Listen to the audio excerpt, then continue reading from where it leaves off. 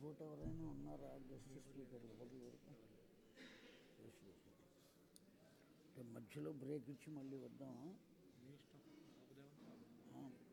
5:30కి రోజు ఆపుతున్నాం కదా, ఆపుదాం.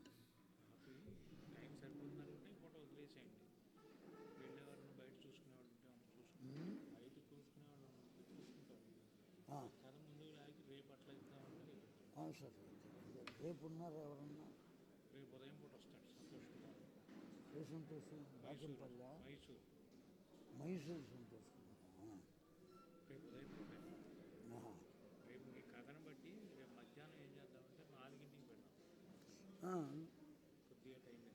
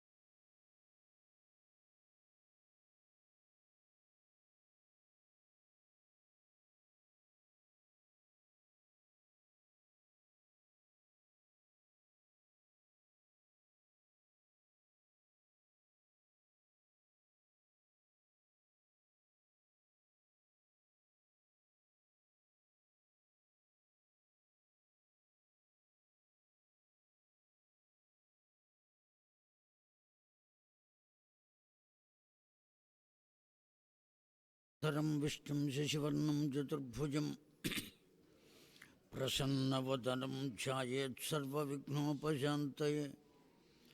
అగజానన పద్మార్కం గజాననమహర్నిశం అనేకదం తం భక్తానాం ఏకదంతముపాస్మహే.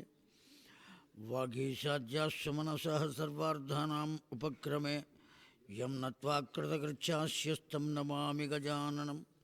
శరదిందు వికాసిమందఘాసాం స్ఫురదిందీవరలోచనాభిరామాం అరవిందసమానసుందరాస్యాం అరవిందాసనసుందరీంబుపాసే.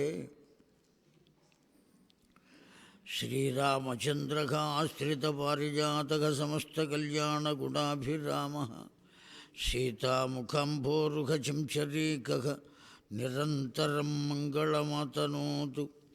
గురుర్బ్రహ్మా గురుర్విష్ణుః గురుర్దేవో మహేశ్వరः గురుః సాక్షాత్ పరం బ్రహ్మ తస్మై శ్రీగురవే నమః. ఓం నమో బ్రహ్మాదిభ్యో వంశఋషిభ్యో నమో గురుభ్యః. హరి ఓం తత్సత్. శ్రీగురుభ్యో నమః.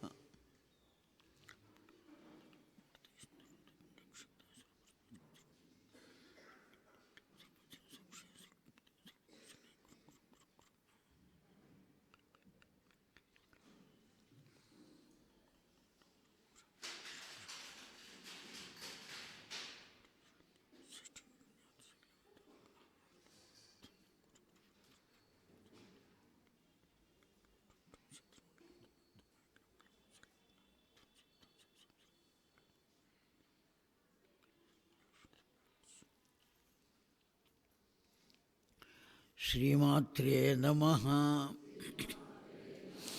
శ్రీమాత్రే నమః.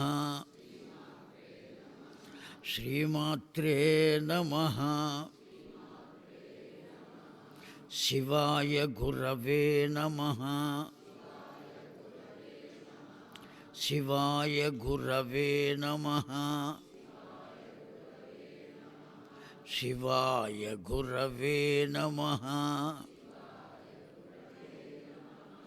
సర్వచైతన్యరూపాం తాం ఆద్యాం విద్యాంచ ధీమహి బుద్ధిం యానః ప్రచోదయాత్. సర్వచైతన్యరూపం తాం ఆద్యాం విద్యాం చ ధీమహి బుద్ధిం యానః ప్రచోదయాత్.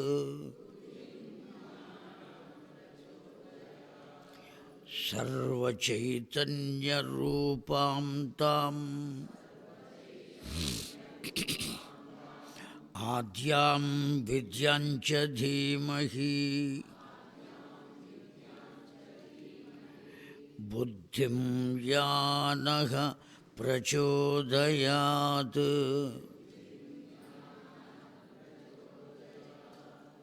జయ దుర్గే జయ దుర్గే జయ జయ దుర్గే జయ దుర్గే.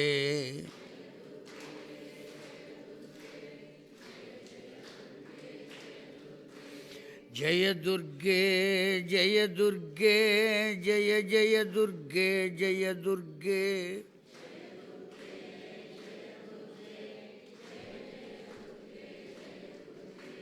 జయ దుర్గే జయ దుర్గే జయ జయ దుర్గే జయ దుర్గే.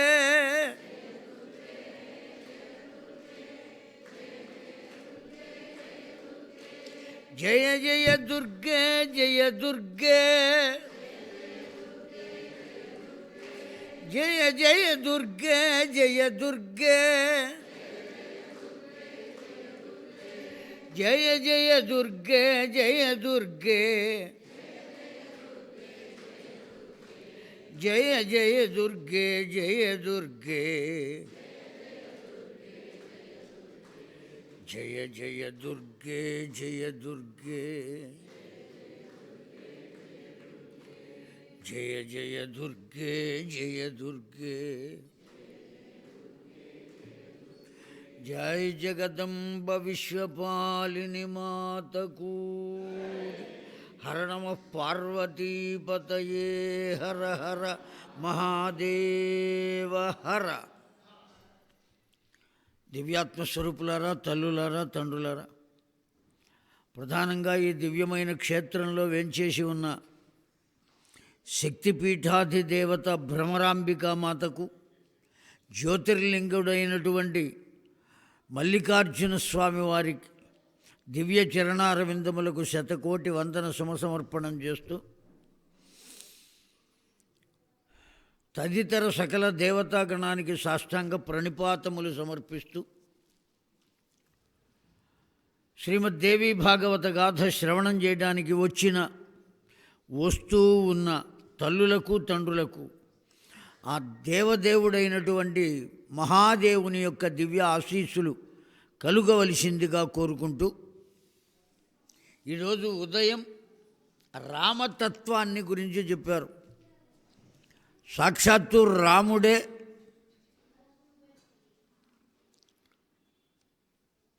అమ్మవారిని ఆశ్రయించి తన కష్టాలను పోగొట్టుకున్నాడయ్యా. ఒక రాముడేనా? కృష్ణ పరమాత్మ కూడా అనేకములైన కష్టాలు పడ్డాడు అని పొద్దున చెప్పుకున్నాం మనం. ఒక శరీరము అనేటువంటిది ఎప్పుడైతే ధరిస్తామో దానికి సంబంధించినటువంటి ధర్మములనన్నిటినీ మనం అనుసరించవలసింది. దీన్నే దేహధర్మము అని అంటాం. ఆ దేహధర్మాన్ని అనుసరించి ఏవేవి దేనికి పొందాలి. కాకపోతే మనం పొందేటువంటి కష్టాలు కానీ సుఖాలు కానీ మనం చేసుకున్నవే, మనం చేసుకున్న కర్మఫలాలే. ఆ భగవంతుడు అనుభవించేవన్నీ కూడా కేవలం తన వారి కొరకు, లోకం కొరకు తప్ప తన కొరకు కాదు. ఆ భగవంతుని అవతారము అని మనం అందుకే అంటున్నాం. అతడు జన్మించలా, అవతరించాడు. అవతరించడం అంటే ఆ స్థాయి నుండి క్రిందికి వచ్చుట అని అర్థం. ఆ అవతరించుట ఎందుకు జరిగింది? అవతరించడం అంటే ఆ స్థాయి నుంచి క్రిందికి రావటం ఎందుకండి? భగవంతుడు ఆ పైన ఉన్నవాడు పైనే ఉండవచ్చు కదా, క్రిందికి ఎందుకు రావాలి అంటే ఆ క్రింద ఉన్నవారిని పైకి తీసుకురావటం కోసం. 1వ తరగతి పిల్లవాడికి చదువు చెప్పాలి అంటే ఎంఏ చదివిన వాడికి ఆ ఉద్యోగం వచ్చినా ఆ ఎంఏ చదివినటువంటి వాడు నేను వ్యాకరణం చెబుతాను, డుమువులు, ప్రథమ విభక్తి, విభక్తులు చెబుతాను అంటే ఆ 1వ తరగతి పిల్లవాడు పలక తీసుకు కొడతాడు. వాడి స్థాయికి దిగజారి చెప్పాలి చదువు. అది విద్య అంటే వాడి స్థాయికి రావాలి. అట్లాగే భగవంతుడు కూడా తాను వంగి అడుగున ఉన్నటువంటి మనల్ని ఉద్ధరించడం కోసం రావటం ఏదైతే ఉన్నదో దాన్ని అవతరించుట అని అంటాం. ఎప్పుడైతే ఒక దేహాన్ని పొంది అవతరించారో ఆ దేహ ధర్మాన్ని అనుసరించి అనేకములైనటువంటివి పొందవలసిందే. ఆ జనమేజయుడు అడుగుతున్నాడు, వాసవేయముని శ్రేష్ఠ సర్వజ్ఞాన నిధే అనగా ప్రష్టుమిచ్చామ్యహం స్వామిన్ అస్మాకం కులవర్ధన శూరసేన సుత శ్రీమన్ వసుదేవ ప్రతాపవాన్ సురతం మయ హరిర్యస్య పుత్రభావం అవాప్తువాన్. అనేకములైనటువంటి సందేహాలు ఆ భారత గాథలో, భాగవత గాథలో కూడా వస్తాయండి మనకు. ఈ వసుదేవుడు ఎవరు? ఆ దేవకీదేవి ఎవరు? సాక్షాత్తు కృష్ణ పరమాత్మయే వారి గర్భాన వారి ఇంట పుత్రుడుగా జన్మించేటువంటి సందర్భంలో ఆ కృష్ణుడు ఎవరయ్యా అంటే గోలోకవాసి అయినటువంటి వాడు. ఆ గోలోకంలో ఉన్నటువంటి కృష్ణ పరమాత్మ చతుర్భుజుడు అని చెప్పారు. శంఖచక్ర గదాధ్యాయుధములు కలిగినటువంటి వాడు అని. సాక్షాత్తు అతడే పరిపూర్ణమైనటువంటి అవతారముతో షోడశకళా పరిపూర్ణుడై స్వయంగా తానే అవతరించాడు అని శ్రీమద్భాగవతం చెబుతోంది మనకు. అటువంటి వాడు కూడా ఈ కష్టాలు పడ్డానికి గల కారణం ఏమిటి? అసలు ఆయన ఎందుకు అవతరించాలి? దేవకీదేవి గర్భాన ఎందుకు రావాలి ఆయన? ఆయన కన్నా ముందు పుట్టినటువంటి వాళ్ళు ఎందుకు సంహరింపబడాలి? దీనికి అంతటికీ ఎక్కడ ఉన్నదయ్యా రచన? మరి ఆ కంసుడు ఎవరు అసలు? సాధారణంగా అది యాదవ వంశం, కానీ కంసునిలో అన్నీ ఏ లక్షణాలు ఉన్నాయి అంటే రాక్షస లక్షణాలు ఉన్నాయి. ఆ కంసునకు రాక్షస లక్షణాలు ఎలా ఆపాదింపబడినాయి? దేనివల్ల వచ్చినాయి? కేవలం బుద్ధి చేతనే వచ్చినాయా, లేదు జన్మతః వచ్చినాయా? ఏ కారణం చేత వచ్చినాయి? ఉగ్రసేనుని పుత్రుడు కదా, సూరసేనుని పుత్రుడైనటువంటి వాడు సామాన్యుడు కాదు అతడు. అటువంటి వసుదేవుడు ఇన్ని కష్టాలు చెరసాలలో ఉండవలసిన ఆవశ్యకత ఎందువల్ల వచ్చింది? ఈ విషయాలన్నీ కూడా నన్ను తొలిచివేస్తున్నాయ్యా. ఎవరంటున్నారు అంటే జనమేజయుడు చెబుతున్నాడు ప్రత్యక్షంగా. తానే అడుగుతున్నాడు, కారాగారే కథం బద్ధగా కంసస్య ధర్మతత్పర. అంత ధర్మతత్పరుడైనటువంటి వసుదేవుడు కారాగారంలో ఆ కంసుని చేత బంధింపబడవలసినటువంటి ఆవశ్యకత ఏమిటి? ఎవరి కంసుడు అసలు? ఏమిటి పరిస్థితి? ఏమండి, గోకులేచ కథం నీతో భగవన్ సాత్వతంపతి దేవకీ వసుదేవౌచ కృష్ణస్య అమిత తేజస కథన్న మోచితో వృద్ధౌ పితరౌ హరిణాముమే. అక్కడి నుంచి అంత దివ్యమైనటువంటి తత్వరూపుడైనటువంటి సాక్షాత్తు కృష్ణ పరమాత్మ అవతరించారు, బాగానే ఉంది. ఆ జరాసంధునికి భయపడి పారిపోవటం ఏమిటండి? పుట్టిన మరుక్షణంలోనే, రోజుల వయస్సులోనే రాక్షసుల్ని సంహరించాడు కాదా అండి? మొట్టమొదట సంహరించింది ఎవరిని? పూతన అనేటువంటి ఆమెను సంహరించాడు. అసలు భగవంతుడికి ఏ అవతారంలో అయినా ముందు స్త్రీలను చంపడమే అచ్చొచ్చే కార్యక్రమం. ఏమనుకో మాకండి తల్లులారా, కోపం వస్తే మీ సంఖ్య ఎక్కువగా ఉన్నది శ్రోతల్లో. మీరే రావటం మానేస్తే చేయగలిగింది ఏం లేదు. రామావతారంలో కూడా ముందు తాటకిని సంహరించాడు. మొట్టమొదట యుద్ధ విద్య మొదలైన తర్వాత ప్రాక్టికల్స్ ఎక్కడయ్యా అంటే తాటకి సంహారము. కృష్ణావతారంలో కూడా మొట్టమొదట ఎవరిని సంహరించారు అంటే పూతనను సంహరించారు. ఇక్కడ పూతనను అంటే ఒక రాక్షసి అని కాదు, వేదాంతపరంగా మనం ఆలోచించాలి. అలా ఆలోచించినట్టయితే పూత అంటే పవిత్రము అని అర్థం. న అంటే కానిది. పూతన అంటే పవిత్రము కానిది. పవిత్రము కానిదేది అంటే అపవిత్రము. అపవిత్రమైనది ఏదైతే ఉన్నదో దాన్ని ఛేదించారు అని అర్థం. అంతేగాని ఓ రూపంతో ఉన్న రాక్షసుని సంహరించారు అనేటువంటిది కథాపరంగా మనకు అర్థం కావటం కోసం వ్యాసభగవానుడు చెప్పినటువంటి విషయం. కానీ దాని వెనుక ఉన్న వేదాంత తత్వం ఏమయ్యా అంటే ప్రథమంలోనే అపవిత్రత అనబడేటువంటి దాన్ని ఛేదించారు పరమాత్మ. ముందు లోకంలో పవిత్రత అనేది కావాలి.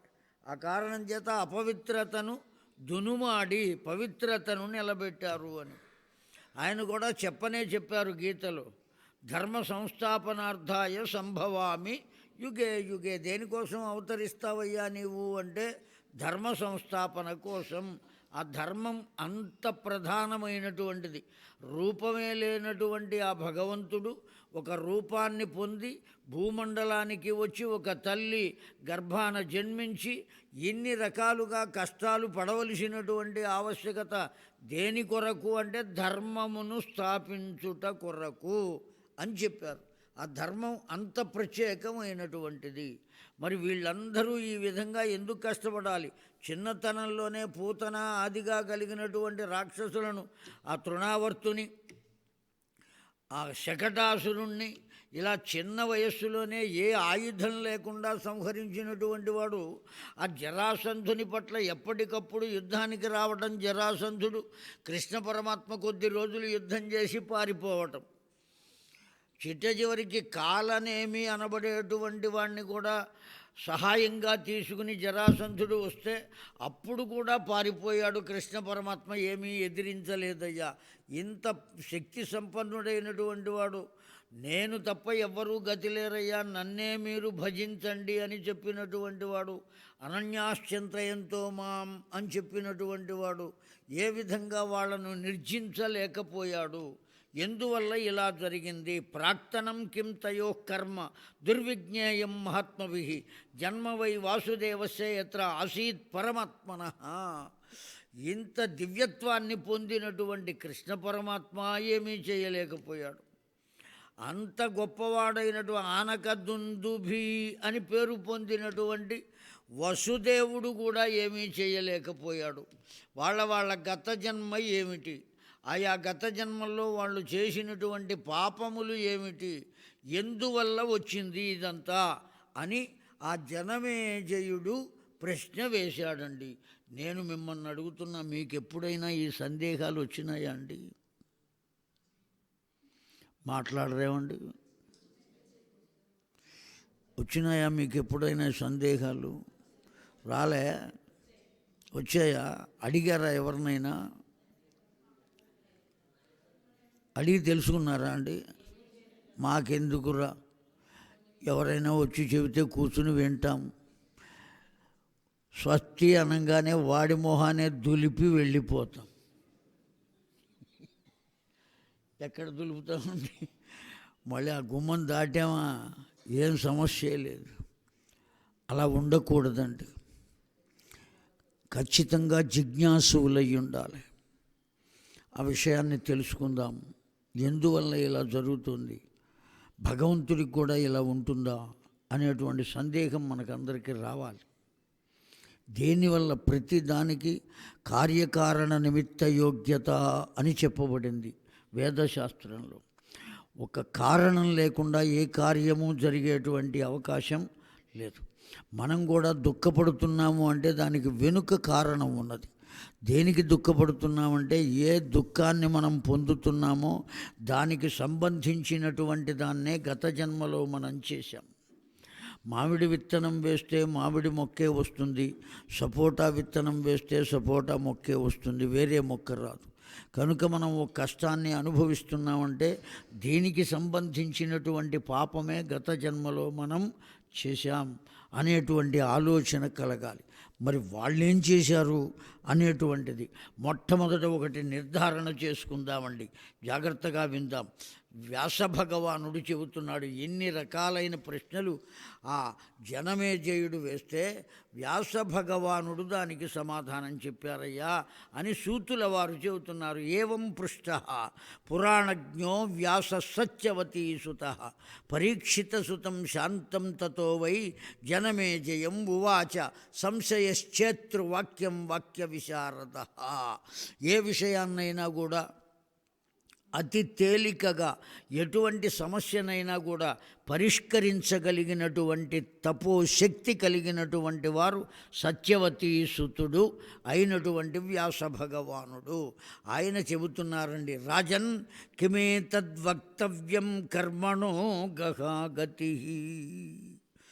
జాగ్రత్తగా విన్నారు కదండి ఏమన్నారండి ఇక్కడ. రాజన్ కిమే తత్ వక్తవ్యం కర్మణో గహనా గతి. ఎవరికి ఏ కష్టం వచ్చినప్పటికీ కూడా దాని వెనుక ఉన్నటువంటి కారణం ఏదయ్యా అంటే కర్మయే. అన్నిటికీ అధీనమైనటువంటిది, అన్నిటికీ ఆధారమైనటువంటిది కర్మయేనండి. మనం ఏం చేశామో దాన్ని పొందుతున్నాం. దుర్జ్ఞేయాఖిల దేవానాం మానవానాంచకా కథ యదా సముత్థితం చైతత్ బ్రహ్మాండం త్రిగుణాత్మకం. ఎక్కడికి వెళ్ళినా ఏం చేసినప్పటికీ ఎవరిని చూసినప్పటికీ కూడా వాళ్ళు సుఖాన్ని పొందుతున్నారు అన్నా ఆనందాన్ని పొందుతున్నారు అన్నా వాళ్ళు చేసుకున్నటువంటి కర్మయే కారణం. ఒకవేళ దుఃఖాన్ని పొందుతున్నారు, విచారాన్ని పొందుతున్నారు అన్నా వాళ్ళు చేసుకున్నటువంటి కర్మయే కారణం. దీనికి ఎవ్వరూ కారణం కాదయ్యా అని నిర్ధారించి చెప్పారండి వ్యాస భగవానుడు. మనం ఏమనుకుంటామంటే ఫలానా వాడి వల్ల నా ప్రమోషన్ ఆగిపోయింది, ఫలానా వాడి వల్ల నాకు ఇటువంటి దుర్గతి కలిగింది అని అనుకుంటూ ఉంటాం. మన వల్లే మనకు కలుగుతుంది కానీ ఇంకొకరి వల్ల కలిగేటువంటి అవకాశమే లేదు. కానీ వాడు నిమిత్త మాత్రంగా మనకు కనబడుతూ ఉంటాడు. ఎందుకు కనబడతాడంటే వీడికి ఈ కష్టాన్ని కలగజేయడానికి భగవంతుడు ఆ వ్యక్తిని ఒక ఉపకరణంగా ఉపయోగించుకున్నాడే తప్ప అసలు కారణం ఆ వ్యక్తి కాదు, నువ్వు చేసినటువంటి కర్మయే. ఆ కర్మ గత జన్మలోది కావచ్చు, లేదా ఈ జన్మలోదే కావచ్చు, చెప్పలేం మనం. ఎన్ని జన్మల నుంచి ఉండే పాపపుణ్యాలు అనుభవిస్తామో పెద్దలు చెప్పారండి. 7 జన్మల పాప పుణ్యములు అని చెప్పారు. 7 జన్మలంటే ఎన్ని జన్మల పాపాలు పుణ్యాలండి? 2 ఏళ్ళు 14 కాదు, 7 ఏళ్ళు 49 జన్మల పాప పుణ్యాలు అనుభవిస్తాం. 2 జన్మలే కాదు. ఎన్ని కట్టబెట్టబడి ఉన్నాయో, ఎన్ని లెక్క పెట్టబడి ఉన్నాయో, వాటిల్లో ఏవేవి పొందాలో, ఎప్పుడెప్పుడు అనుభవించాలో ఆయా సమయాల్లో అనుభవించవలసిందే. చేలో విత్తనాలు చల్లితే ఎప్పటికి పంట రావాలో అప్పటికి వస్తుంది కానీ వెంటనే వస్తుందా? మనం ఏమైనా గౌతమ మహర్షులమా అండి ఉదయం విత్తనాలు వేసి సాయంకాలం పంట పొందడానికి? అప్పటికప్పుడు పొందలేం. కనుక ఎప్పుడు అనుభవించాలో అప్పుడు అనుభవిస్తామయ్యా. కర్మణైవ సముత్పత్తి సర్వేషాం నాత్ర సంశయః అనాది నిధనా జీవాః కర్మబీజ సముద్భవాః. ఇంకా విచిత్రమైన విషయం ఒకటి చెప్పాడు. ఎరా నాయనా, అసలు నువ్వు పుట్టావు అంటేనే నీవు పుట్టడానికి బీజము ఏది అంటే నీ కర్మయే. కర్మయే కనుక లేకపోతే నువ్వు పుట్టవలసినటువంటి ఆవశ్యకత లేదు. పుట్టావు అంటే నీకు చేసుకోవలసిన, అనుభవించవలసిన కర్మ ఉన్నది కనుకనే భూమి మీద పుట్టావు. నన్ను ఎందుకు పుట్టించావయ్యా భగవంతుడా అని అడిగే హక్కు మనకేం లేదండి. ఎందుకు లేదు అంటే మనమే కర్మ చేసుకున్నాం కనుక, ఆ కర్మను అనుభవించాలి కనుక. సంచితాని భవిష్యంతి ప్రారబ్ధాని తథా పునః త్రివిధాని తాన్యాహు బుద్ధా బధా బంధనాత్ తత్వవిదశ్చయే. ఈ విషయాన్ని తెలుసుకోవాలి అంటే తత్వజ్ఞానాన్ని పొందాలి. ఒక మానవుడు తల్లి గర్భంలో పడుతున్నాడు అంటేనే వాడు ఏం చేశాడు అని అర్థం. పాపం చేశాడు కనుకనే తల్లి గర్భంలో పడుతున్నాడండి. ఏ పాపము లేకపోతే తల్లి గర్భంలో ప్రవేశించే అవకాశం లేదు. మలమూత్రాదులతో నిండి ఉన్నటువంటి ఆ గర్భంలో 9 నెలల పాటు పడి కొట్టుకుంటున్నాడే. సాంఖ్యశాస్త్రాన్ని ఉపదేశించారు కదండి కపిలుడు. మలమూత్రాదులతో నిండి ఉన్నటువంటి గర్భంలో ఉన్నాం మనమందరం కూడా. చిమ్మ చీకటి గది కాళ్ళు దాచుకుని పడుకుందామంటే కుదరదు, లైట్లు వేసుకుందామంటే కుదరదు. ఏసీ ఏమైనా ఉన్నదా అండి? ఏమీ లేదు. అంతేకాదు స్వేదజములు అనే ప్రాణులు ఉన్నాయి, మురుగు నుండి పుట్టేవి. లేత లేత దేహాన్ని పొందిన, అప్పుడే కరచరణాది అవయవాలను పొందిన ఆ ప్రాణిని ఆ పురుగులు మలినములోనే ఆ జీవుడు ఉన్నాడు కనుక మలినంలోనే పుట్టిన క్రిములు కీటకములు ఆ పిల్లవాడిని కుడుతూ ఉంటాయట.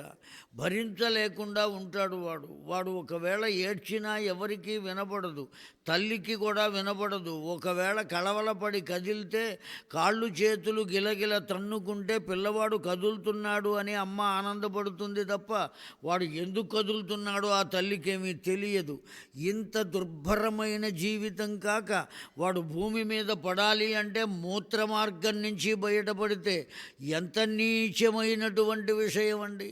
ఒక మార్గంలో నుంచి వెళ్ళాలి అంటే ఆ మార్గం సక్రమంగా లేకపోతే మనం విసుక్కుంటాం, ఇంకొక మార్గం ఏదైనా ఉన్నదా అని వెతుక్కుంటూ ఉంటామే. అటువంటిది పుట్టడానికి ఎవడు ఇష్టపడతాడో ఇప్పుడు చెప్పండి. ఎవరు ఇష్టపడాలి మరల జన్మ కావాలి అని? అందుకనే ప్రతి మానవుని యొక్క పరమావధి ఒక్కటే అని చెప్పారండి, మోక్షమును పొందుట. మోక్షమును పొందడం అంటే అది ఎక్కడ ఉంటుందయ్యా, ఏ లోకమయ్యా, ఎలా ఉంటుందయ్యా? ఎవరు చెబుతారండి ఎలా ఉంటుందో మోక్షం? స్వర్గం ఎలా ఉంటుందో చెబుతున్నారు పెద్దలు, నరకం ఎలా ఉంటుందో వర్ణించి చెప్పాడు వ్యాస భగవానుడే గరుడ పురాణంలో. స్వర్గాన్ని గురించి కూడా ఆయనే వర్ణించాడు, మనం తెలుసుకున్నాం. కానీ మోక్షం ఎలా ఉంటుందో చెప్పలేదే వ్యాస భగవానుడు కూడా. ఎలా ఉంటుంది అంటే స్వర్గానికి వెళ్ళినవాడు తిరిగి వచ్చాడు గనుక వాడు ఇదిగో ఇలా ఉన్నది అని చెప్పాడు. క్షీణే పుణ్యే మత్స్యలోకం విశంతి.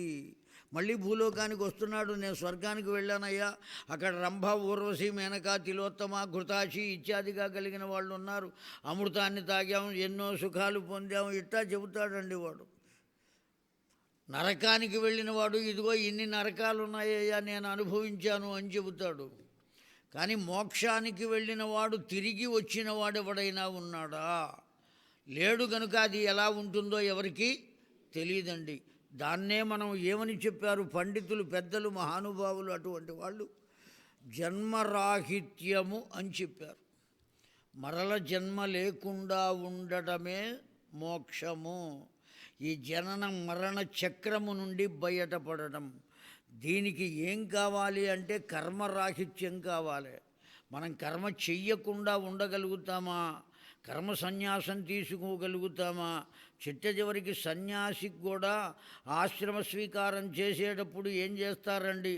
ఆ సృక్కు స్రువాలు ఆ హోమగుండంలో పడేస్తారు. 3 రోజుల క్రతు అది.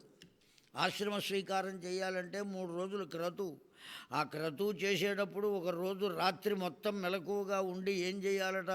కేవలం భగవన్నామం చేయాలి, రెప్ప పడకుండా ఉండాలటండి. భగవన్నామం అతడు చేయటం కాదు, ఇంకొకళ్ళు చేస్తుంటే వింటూ కూర్చోవాలి. జాగ్రత్తగా విన్నారా ఈ మాట? ఇంకొకరు చేస్తూ ఉంటే వింటూ కూర్చోవాలి. వింటూ కూర్చుంటే ఏమొస్తుంది? మీకు అందరికీ బాగా అనుభవం అర్థమైందా అండి? వింటూ కూర్చుంటే నేను కూడా బోర్డు పెడదాం అనుకుంటున్నా. మీకు నిద్ర పట్టుట లేదా నా పురాణము పెట్టుడు, అంతే. ఏమండి?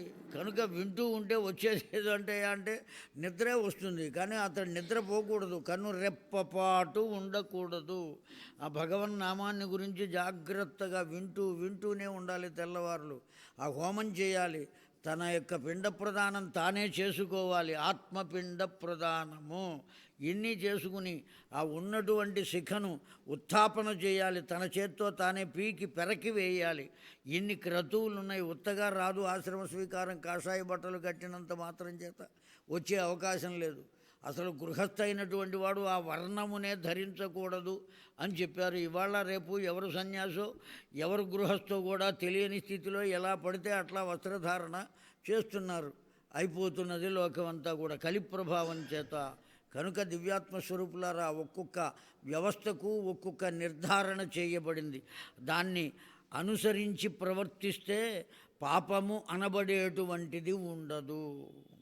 పుణ్యం చేయకపోయినా పాపం ఉండదు. పుణ్యం ఎటు లేదనుకో, నువ్వు చేయలేదు కనుక. పాపము పుణ్యము రెండూ కనుక నశించినట్లయితే ఏం వస్తుంది? మోక్షమే వస్తుంది. పుణ్యం ఉన్నా నీవు మళ్ళీ పుట్టవలసి వస్తుంది, పాపం ఉన్నా నీవు పుట్టవలసి వస్తుందయ్యా. సంచితాని భవిష్యంతి ప్రారబ్ధాని తథా పునః వర్తమానాని దేహే అస్మిన్ త్రైవిధ్యం కర్మణం కిలా. 3 రకాలుగా ఉన్నదటండి ఈ కర్మ కూడా. మనస, వాచ, కర్మణ. మనస్సుతో చేసేటువంటి పాపములు, వాక్కుతో చేసేటువంటి పాపములు, కర్మ వల్ల చేసేటువంటి పాపములు. కేవలం పాపములే కాదు, పుణ్యాలు కూడా ఉన్నాయి. నేను కేవలం ఇక్కడి నుంచి కాశీనగరం వెళ్ళాలి, కాశీనగరం వెళ్ళాలి వెళ్ళాలి వెళ్ళాలి అని అనుకుంటున్నావు. అయినా పుణ్యం వస్తుందటండి అలా అనుకుంటే. అహం కాశీం గమిష్యామి అంటే చాలు, వెళ్ళొచ్చిన పుణ్యం వస్తుంది అని చెప్పారు పెద్దలు. కనుక ఆ పుణ్యతీర్థాలను మనస్సులోనే తలుచుకున్నాం అనుకోండి, ఆ పుణ్యం వస్తుంది. కేవలం మనస్సుతో చేసేటువంటి పుణ్యం. ఇదిగో ఫలానా వాణ్ణి సంహరించాలి అని అనుకున్నాం, పైకి అనలేదు, మనస్సులోనే అనుకున్నాం, పాపం వచ్చేసింది. వాక్కుతో చేసేటువంటి పాపం అత్యంతమైనది ఏదయ్యా అంటే ఒకే ఒక్కటి అని చెప్పారు వ్యాస భగవానుడు. అసత్యం ఏవ అన్నారండి. వాక్కుతో చేసేటువంటి పాపం ఏదయ్యా అంటే అసత్యం ఏవా. అసత్యము ఒక్కటే వాక్కుతో చేసే పాపం అంటండి. మాట్లాడా పొరపాటును కూడా అసత్యం రాకూడదు. తెలిసి కానీ తెలియక కానీ. ఎవరో ఏదో భారతంలో తిక్కన గారు చెప్పారు కదా అని అన్నిటికీ దాన్ని వాడుకోకూడదు. ప్రాణవిత్తమాన భంగంబులందు బొంకవచ్చు అఘము పొందదధిప అని చెప్పాడు ఆయన మహానుభావుడు తిక్కన సోమయాజి గారు. ఏదో కొంచెం అవకాశం ఇచ్చాడు కనుక మనం అన్నిటికీ దానికి వాడుకోవచ్చునా అండి? అలా వాడుకుంటే ఏమైపోతుంది? ఛిద్రేష్వనర్థా బహుళీభవంతి అవుతుంది. అనర్థం ఏర్పడుతుంది దానివల్ల. ఛిద్రేష్వనర్థా బహుళీభవంతి. చిన్న రంధ్రం ఏర్పడింది, దాన్ని నిర్లక్ష్యం చేసి ఊరుకున్నాం. ఒక నెల రోజులు అయ్యేటప్పటికి ఆ రంధ్రం ఏమవుతుంది? పెద్దదవుతున్నదండి. అందుకని ఎప్పటికీ కూడా అది చిన్న కార్యక్రమమైనా, చిన్న పాపమే అయినా, చిన్న విషయమేమైనా దాన్ని నిర్లక్ష్యం మాత్రం చెయ్యరాదు అని చెప్పబడుతున్నది శాస్త్రంలో. అందువల్ల వర్తమానాన్ని దేహేస్మిన్ త్రైవిధ్యం కర్మణాంకిల బ్రహ్మాదీనాంచ సర్వేషాం తద్వశత్వం నరాధిప. ఒక్క నీవే కాదయ్యా, ఒక్క మనిషి నీవే కాదు, బ్రహ్మ కూడా కర్మకు అధీనమైనటువంటి వాడే. ఆ పద్మము నుండి క్రిందికి దిగి, జాగ్రత్తగా వింటున్నారు కదండి, పద్మము నుండి క్రిందికి దిగి ఆ శేషశయ్యనుడై పడుకుని ఉన్నటువంటి వాడిని నాయనా అని పిలిచాట ఆయన. ఎవరు? ఈ చతుర్ముఖుడు. పిలిచేటప్పటికి ఆయన కన్ను తెరిచి ఆయన కూడా ఈ వచ్చిన ఆయన్ని ఏమన్నట్ట? నాయనా అన్నట్ట. నేను నాయనా అని నిన్ను పిలిస్తే కుమారుడివి అనే భావం చేత నువ్వు కూడా నన్ను నాయనా అని పిలుస్తావేమిటి అని అడిగాడు ఈ చతుర్ముఖుడు. నాయనా అని పిలిచింది చతుర్ముఖుడే. ఇప్పుడు మళ్ళీ నాయనా అని పిలిచింది కూడా విష్ణుమూర్తి. ఆయన నాయన అన్నాడు, ఈయన నాయన అన్నాడు. నువ్వు నన్నెందుకు అన్నావంటే నువ్వు నన్నెందుకు అన్నావు అనుకున్నారు ఇద్దరు కూడా. నాకన్నా మొట్టమొదట ఉన్నవాడిని నేనేనయ్యా, ఇంకెవరైనా ఉన్నారా అని పరిశీలన చేయడానికి నాళము నుండి క్రిందికి దిగజారగా నీవు కనపడ్డావు కనుక నా తర్వాత వచ్చావు అనేటువంటి భావన చేత నిన్ను నాయన అన్నాను. అంటే ఆ శేషశాయి అయినటువంటి పరమాత్మ ఏమన్నాడు? నా వల్లనే నీవు వచ్చావయ్యా, నాభి నుండి పద్మము, ఆ పద్మము నుండి నీవు ఉద్భవించారు కనుక నీకు నేను తండ్రిని కనుక నిన్ను కొడుకుగా భావించి, కుమారునిగా భావించి నాయన అని పిలిచానయ్యా. కాదయ్యా అంటే ఈయన, కాదయ్యా అంటే ఆయన. వారిద్దరికీ స్పర్ధ ఏర్పడితే మధ్యలో ఏమి ఏర్పడిందండి? రేపు 15వ తారీఖున వస్తున్నది ఆ కాలం, లింగోద్భవ కాలము అంటాం, మహాశివరాత్రి అని చెప్పుకుంటున్నాను దాన్ని. ఆ అగ్నిస్తంభము వచ్చిందండి. ఆ అగ్నిస్తంభాన్నే ఇప్పుడు మనం ఏమని పిలుస్తున్నాం? అరుణాచలం అని పిలుస్తున్నాం. అరుణాచల శివ, అరుణాచల శివ, అరుణాచల శివ, అరుణ శివ, అరుణాచలం అని పిలుస్తున్నాం. దివ్యమైనటువంటి వాస్తవం అండి అది అగ్నిలింగం. ఎందుకంటే ఆ అరుణాచలం పెడితే ఆ అర్చక స్వామివారు లోపలికి రెండని తీసుకువెడితే ఆ లింగడు అక్కడ ఉన్నాడు, ఇక్కడ కూర్చున్నాం మేము. ఆ వచ్చిన వాళ్ళు, మాతో వచ్చిన వాళ్ళందరూ కూడా అక్కడ కూర్చుంటే లోపలంతా కూడా ఎట్లా ఉన్నదంటే నిప్పుల కుంపటిలో కూర్చున్నట్టుంది. అంత వేడి. ఎందువల్ల ఇంత వేడి వస్తున్నది అంటే అది అగ్నిలింగం కనుక అంత దివ్యమైనటువంటి ఉష్ణశక్తిని పొంది ఉన్నది. ఆ లింగంగా ఉద్భవించాడు, స్తంభంగా ఉద్భవించాడు మహానుభావుడు. అక్కడ కూడా వ్యాస భగవానుడు ఎంత గొప్పగా చెప్పాడు అంటే ఈ వరాహ రూపంలో ఆయన కిందికి వెళుతూ వచ్చాడు, ఈయనేమో హంస రూపంలో పైకి వెళుతూ వచ్చాడు. ఈ విధంగా వాళ్ళు స్పర్ధ పడ్డారా లేదా? సామాన్యమైనటువంటి మానవుడు ఎట్లా అయితే నేను గొప్ప అంటే నేను గొప్ప అని అనుకుంటున్నారో, సాక్షాత్తు సృష్టి కొరకు వచ్చినవాడు అలాగే స్పర్ధ పడ్డాడు. ఆ సృష్టి కొరకు వచ్చిన వాణ్ణి సృష్టించినవాడు అలాగే స్పర్ధ పడ్డాడు. కనుక దైవాధీనాశ్చ సర్వేషాం ప్రభవంతి నరాధిప రాగద్వేషాదయో భావా స్వర్గే అపి ప్రభవంతి. రాగము ద్వేషము అనేటువంటిది దేవతలకు కూడా ఉన్నదయ్యా. లేకపోతేనే ఏ విధంగా వాళ్ళు అనేక రకాలుగా పరుగుపెట్టి వైకుంఠానికి వెళ్ళి దేవదేవా జగన్నాథ నన్ను మమ్ములను కాపాడవయ్యా అంటారు. దేవదేవా ఇటువంటి పరిస్థితి వచ్చిందయ్యా అని కాపాడమని వెడతారు. ఎప్పటికప్పుడు ముల్లోకాలను అధిపతి అయినటువంటి దేవేంద్రుడు సామాన్యమైన వాడా? దేవలోకమునకు అధిపతి. ఎంతమంది దేవతలు ఉన్నారండి? మొత్తం ఎంతమంది దేవతలండి? 33 కోట్ల మంది దేవతలు.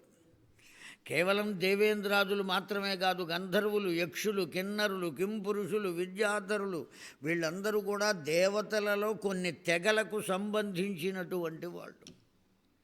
మనం బ్రాహ్మలు, నియోగులు, వైదికులు, వెలనాడులు, కాసలనాడులు ఎట్లా కొట్టుకుంటున్నామో వాళ్ళు కూడా అంతే.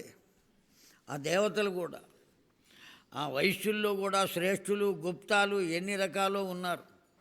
బాగా పెరిగిపోయిన తర్వాత వాళ్ళు అనేక రకాలుగా వ్యవస్థలను ఏర్పాటు చేసుకుంటారు.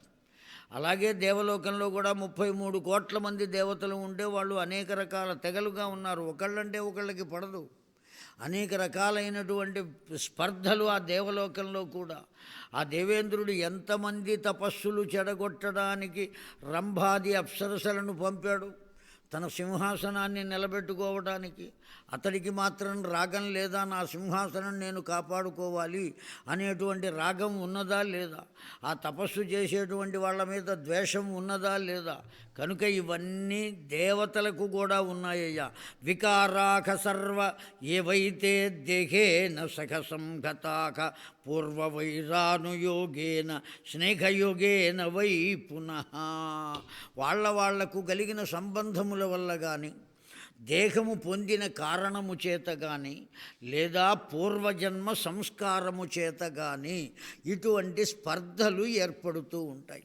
అందరికీ కూడానండి మొట్టమొదట మనం చెప్పుకోవలసిన మాట ఏమంటే, ఇప్పుడు ఈ జన్మలో మనం ఇలా ఉండడానికి కారణం గత జన్మలో మనం పొందిన సంస్కారం. ఇంత దూరము ఎంతో కొంత ఖర్చు పెట్టుకుని వచ్చి ఆ శ్రీశైలంలో ఆ శ్రీదేవి వేద విద్యా పాఠశాలలో ఆ రూములు తీసుకుని అందులో ఉండి అతడు చెప్పేటువంటి దేవీ భాగవతాన్ని శ్రవణం చేస్తున్నాం అని అంటే ఎందువల్ల చేయగలుగుతున్నాము అంటే మనం పొందినటువంటి సంస్కారము వల్ల. ఈ సంస్కారం ఎక్కడి నుంచి వచ్చింది అంటే గత జన్మ నుంచి వచ్చిందండి. ఈ జన్మలోనే మనం పొందిన సంస్కారం కాదు. 6 ఏళ్ల వయస్సులో శ్రీనివాసన్ అనేటువంటి ఓ పిల్లవాడు మ్యాండోలిన్ వాయించాడు. 6 ఏళ్ల వయస్సులో. సంగీత శాస్త్రాన్ని పరిపూర్ణంగా అధ్యయనం చేయడానికి సుమారుగా పెద్దలు చెప్పినటువంటి కాలం 12 సంవత్సరాలు. అతడు మ్యాండోలిన్ వాయిస్తుంటే మచిలీపట్నం టౌన్ హాల్లో కూర్చుని వాయిస్తుంటే వైలిన్ వాయించింది ఎవరయ్యా అంటే మంగళంపల్లి బాలమురళీకృష్ణ గారు. టిఆర్ మణి అయ్యర్ అనేటువంటి మహానుభావుడు మృదంగం వాయించాడు. వాళ్ళిద్దరూ సింహముల వంటి వారు సంగీత శాస్త్రంలో. వీడు 6 ఏళ్ల పిల్లవాడు పైజమా లాల్చీ వేసుకుని మధ్యలో కూర్చున్నాడు, గొబ్బెమ్మలాగా, ముగ్గులో ఉన్న గొబ్బెమ్మలాగా. అలా కూర్చుంటే చిన్నపిల్లవాడు ఆ రోజు సభలో మేము ఉన్నామండి, అక్కడ వినటానికి వెళ్ళాం. వెళితే ఆ పిల్లవాడు అన్నీ సర్దుకుంటుంటే మంగళంపల్లి వారు మైకు తీసుకుని నువ్వు భయపడకు వాయించు అన్నారు ఆయన.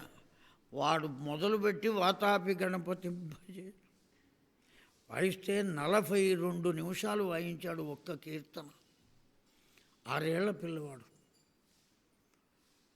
ఆ కీర్తన వాయించడం అయిపోగానే మంగళంపల్లి వారు మళ్ళీ మైకు తీసుకుని ఎంత గొప్ప మాట చెప్పారంటే, నేను పొరపాటు చేశాను, నువ్వు వాయించరా భయపడవద్దు అని వాడితో చెప్పాను. వాడు వాయిస్తుంటే సహకార వాద్యం అందించడానికి మేము భయపడాలి కానీ వాడు కాదు భయపడవలసింది. ఆ వేళ్ల మీద సరస్వతీమాత కూర్చుని ఉన్నది అని ఉపన్యాసం చెప్పారు ఆయన. 6 ఏళ్ల వయసులోనే అంత సంగీతం ఎట్లా వచ్చింది వాడికి? గత జన్మ నుంచి తెచ్చుకున్నటువంటి సంస్కారము. తప్పనిసరిగా మనకందరికీ కూడా సంస్కారం వచ్చి తీరుతుంది. ఒకవేళ మరల జన్మంటూ ఉంటే ఇప్పుడు తెచ్చుకున్నటువంటి సంస్కారం ఆ జన్మకు అక్కరకు వస్తుంది. పోతన గారు భాగవతంలో, వ్యాస భగవానుడు కూడా భాగవతంలో ఆ గజరాజుకు భగవంతుడు గుర్తుకొచ్చాడు అన్నప్పుడు ప్రాక్తన జన్మ విశేష అని చెప్పాడు ఆయన. గడచిన జన్మలో ఉన్న సంస్కారము చేత ఆ ఏనుగుకి భగవంతుడు గుర్తొచ్చాడు. 10,000 సంవత్సరాలు యుద్ధం చేసిన తర్వాత భగవంతుడు గుర్తొచ్చాట. ఎందుకు గుర్తొచ్చాడు అంటే గత జన్మ సంస్కారం చేత గుర్తొచ్చాడు. కనుక మనం ఎప్పటికప్పుడు ఏం చేసుకోవాలి అంటే సంస్కారాన్ని స్టోరేజ్ చేసుకోవాలి. ఎంతవరకు వీలైతే అంత పొందుతూ ఉండాలి. ఒకవేళ భగవంతుడు మరల జన్మనిస్తే ఈ సంస్కారాన్ని మోసుకుని పోవాలి. ఆ జన్మకు మనం ఒక జన్మ రాహిత్యం లభించిందా, అంతకన్నా అదృష్టం ఇంకొకటి లేదు. ఒకవేళ లభించక జన్మంటూ వస్తే సంస్కర్తగా ఉండాలి. కనుక ఈ జన్మలో మనం సంస్కారాన్ని ఖచ్చితంగా పొందడానికి ప్రయత్నం చేయాలి. ఆ ప్రయత్నము చేయటం చేతనే ఈ దేహము సార్థకము అవుతుంది. లేకపోతే ఈ దేహము వల్ల ప్రయోజనం ఏమీ లేదండి. ఎంతో వ్యాస భగవానుడు అంటున్నాడు, పూర్వ వైర అనుయోగేన స్నేహయోగేన వై పునః ఉత్పత్తి సర్వజంతూనాం వినా కర్మ న విద్యతే కర్మణా భ్రమతే సూర్యస్య శంకః క్షయరోగవాన్ అన్నారండి. వాడు చేసిన కర్మ వల్లే చంద్రుడికి కూడా క్షయరోగం వచ్చిందని చెప్పారండి. ఏ కారణం చేత వచ్చిందయ్యా? ఆ రోహిణీదేవి ఆ రోహిణియందే ఎక్కువ ప్రేమను కలిగి ఉండడం చేత మిగతా 26 నక్షత్ర దేవతలు వెళ్ళి దక్ష ప్రజాపతికి చెప్పారు. ఈ 27 మంది ఎవరి కూతుళ్ళు అంటే దక్ష ప్రజాపతి కూతుళ్ళు. 27 మందిని చంద్రుడు వివాహం చేసుకున్నాడు. ఒక్కావిడ ఎందే అనురాగం ఎక్కువగా చూపిస్తుంటే మిగిలిన 26 మంది వెళ్ళి తండ్రితో చెప్పారు, తండ్రి ఇలా ఉన్నది, మా పరిస్థితి చిత్కరింపబడుతున్నాము అని. ఎప్పుడైతే చెప్పారో దక్ష ప్రజాపతి శపించాడు, క్షయరోగగ్రస్తుడవుతావయ్యా అని. ఆ శాపము వల్లనే ఇవాల్టి రోజున మనకు సోమనాథము అనే దివ్య క్షేత్రము దక్కిందండి. లేకపోతే ఆ సోమనాథం ఉండేది కాదు. జ్యోతిర్లింగాల్లో మొట్టమొదటి సోమనాథం చెప్పుకుంటున్నాం కదా, అది దేనివల్ల దక్కింది అంటే ఆ చంద్రుని వల్ల దక్కింది. అక్కడ ప్రతిష్ఠ చేసుకునే ఆ లింగాన్ని అతడు తపస్సు చేస్తే ఆ తపస్సుకు ఆనందపడి ఆ లింగము నుండి ఉద్భవించినటువంటి పరమేశ్వరుడు, నీకు క్షయరోగం పరిపూర్ణంగా ఉండదయ్యా, 15 రోజులు క్షీణదశకు వస్తావు, 15 రోజులు మరల పెరుగుతావు అని ఆ దక్షుని మీద గౌరవం ఉంచి తనను పిలిచాడు గనుక తాను తన గౌరవాన్ని నిలబెట్టుకోవటానికి ఇచ్చిన శాపాన్ని తొలగించకుండా కష్టం లేకుండా కాస్త సవరించి కరుణించారు పరమేశ్వరుడు. ఇంకా ఏం కావాలో చెప్పురా నాయనా అని ఆ చంద్రుణ్ణి అడిగితే చంద్రభగవానుడు రాబోయే కాలంలో ఉండే మానవులంతా నిన్ను దర్శనం చేసుకోవాలి గనుక ఈ కనబడిన నీవు ఈ లింగమునందే శాశ్వతముగా ఉండవయ్యా అని అర్థిస్తే అలా ఉన్నాడు కనుకనే సోముని వల్ల అక్కడే పరమేశ్వరుడు నిలబడ్డాడు గనుక అది సోమేశ్వర లింగము. ఆ లింగము ఉన్న స్థానము సోమనాథము అని పిలువబడింది. ఈ జ్యోతిర్లింగాలకన్నిటికీ వెనుక ఓ దివ్యమైనటువంటి తపోబలం ఉన్నదండి. మల్లిక పుష్పములతో అర్జున పుష్పములతో పూజింపబడి దివ్యమైన ధామ యోగాన్ని పొందినవాడు గనుక అతడికి ఏమని పిలుస్తున్నాం? ఆ లోపల ఎంతున్నాడండి? గుండ్రాయల్లే ఇంతే ఉన్నాడు వాడు. ఎన్ని లక్షల మందిని పిలుచుకొస్తున్నాడండి తన దగ్గరికి. ఆలోచించండి ఒక్కసారి. మన ఇంట్లో లేదు ఆ మాత్రపు గుండ్రాయి, ఎందుకని మనమే దాన్ని చూడటం లేదే? ఎన్ని లక్షల మంది వస్తున్నారండి ఇక్కడికి కష్టపడి. పూర్వకాలంలో నడిచి వచ్చేవాళ్ళడు. వాడు వెళ్ళాడా రాలేదా? భ్రామరి భ్రామరి భ్రామరి భ్రామరి భ్రామరి భ్రామరి భ్రామరి అంటూ నడిచి వచ్చేవాళ్ళు. వస్తూనే ఆ సామాన్లు అక్కడ పడేసి ఆ లింగాన్ని దర్శించడానికి వచ్చేవాళ్ళు. ఎంత దివ్యమైనటువంటి తత్వం లేకపోతే ఎవరు వస్తారండి ఇక్కడికి? ఏ విధంగా వస్తారు? కనుక సాక్షాత్తు ఆ పరమేశ్వరుడు తన దివ్యమైనటువంటి తత్వాన్ని అక్కడ నిక్షిప్తం చేశాడు. మనం అందరం దాన్ని పొందగలుగుతున్నాం. ఇదే మనం పొందేటువంటి సంస్కారం. ఆ సంస్కారాన్ని నిలబెట్టుకుని తరువాతకి తెచ్చుకోవాలి. లేకపోతే వికారాహ సర్వ ఏవేతై దేహేన సహ సంగతాః. అనేక రకాలైనటువంటి వికారములు మన వెంట వస్తూ ఉంటాయండి. ఈ దేహం ఉన్నదండి, వాస్తవానికి ఇంతకన్నా కుళ్ళిపోయే పదార్థం ఇంకోటి లేదండి. నేను ఒక్క ప్రశ్న అడుగుతా, సమాధానం చెప్పండి పెద్దలారా. ఈ శరీరం నుండి బయటకు వచ్చే ఏ ఒక్క పదార్థమైనా సుగంధము కలిగినది ఉన్నదా? ఒక్కట్లేదండి. అన్నీ దుర్గంధపు ఇష్టములే. అయినా దేహం మీద మనకు ఎంత ప్రేమ!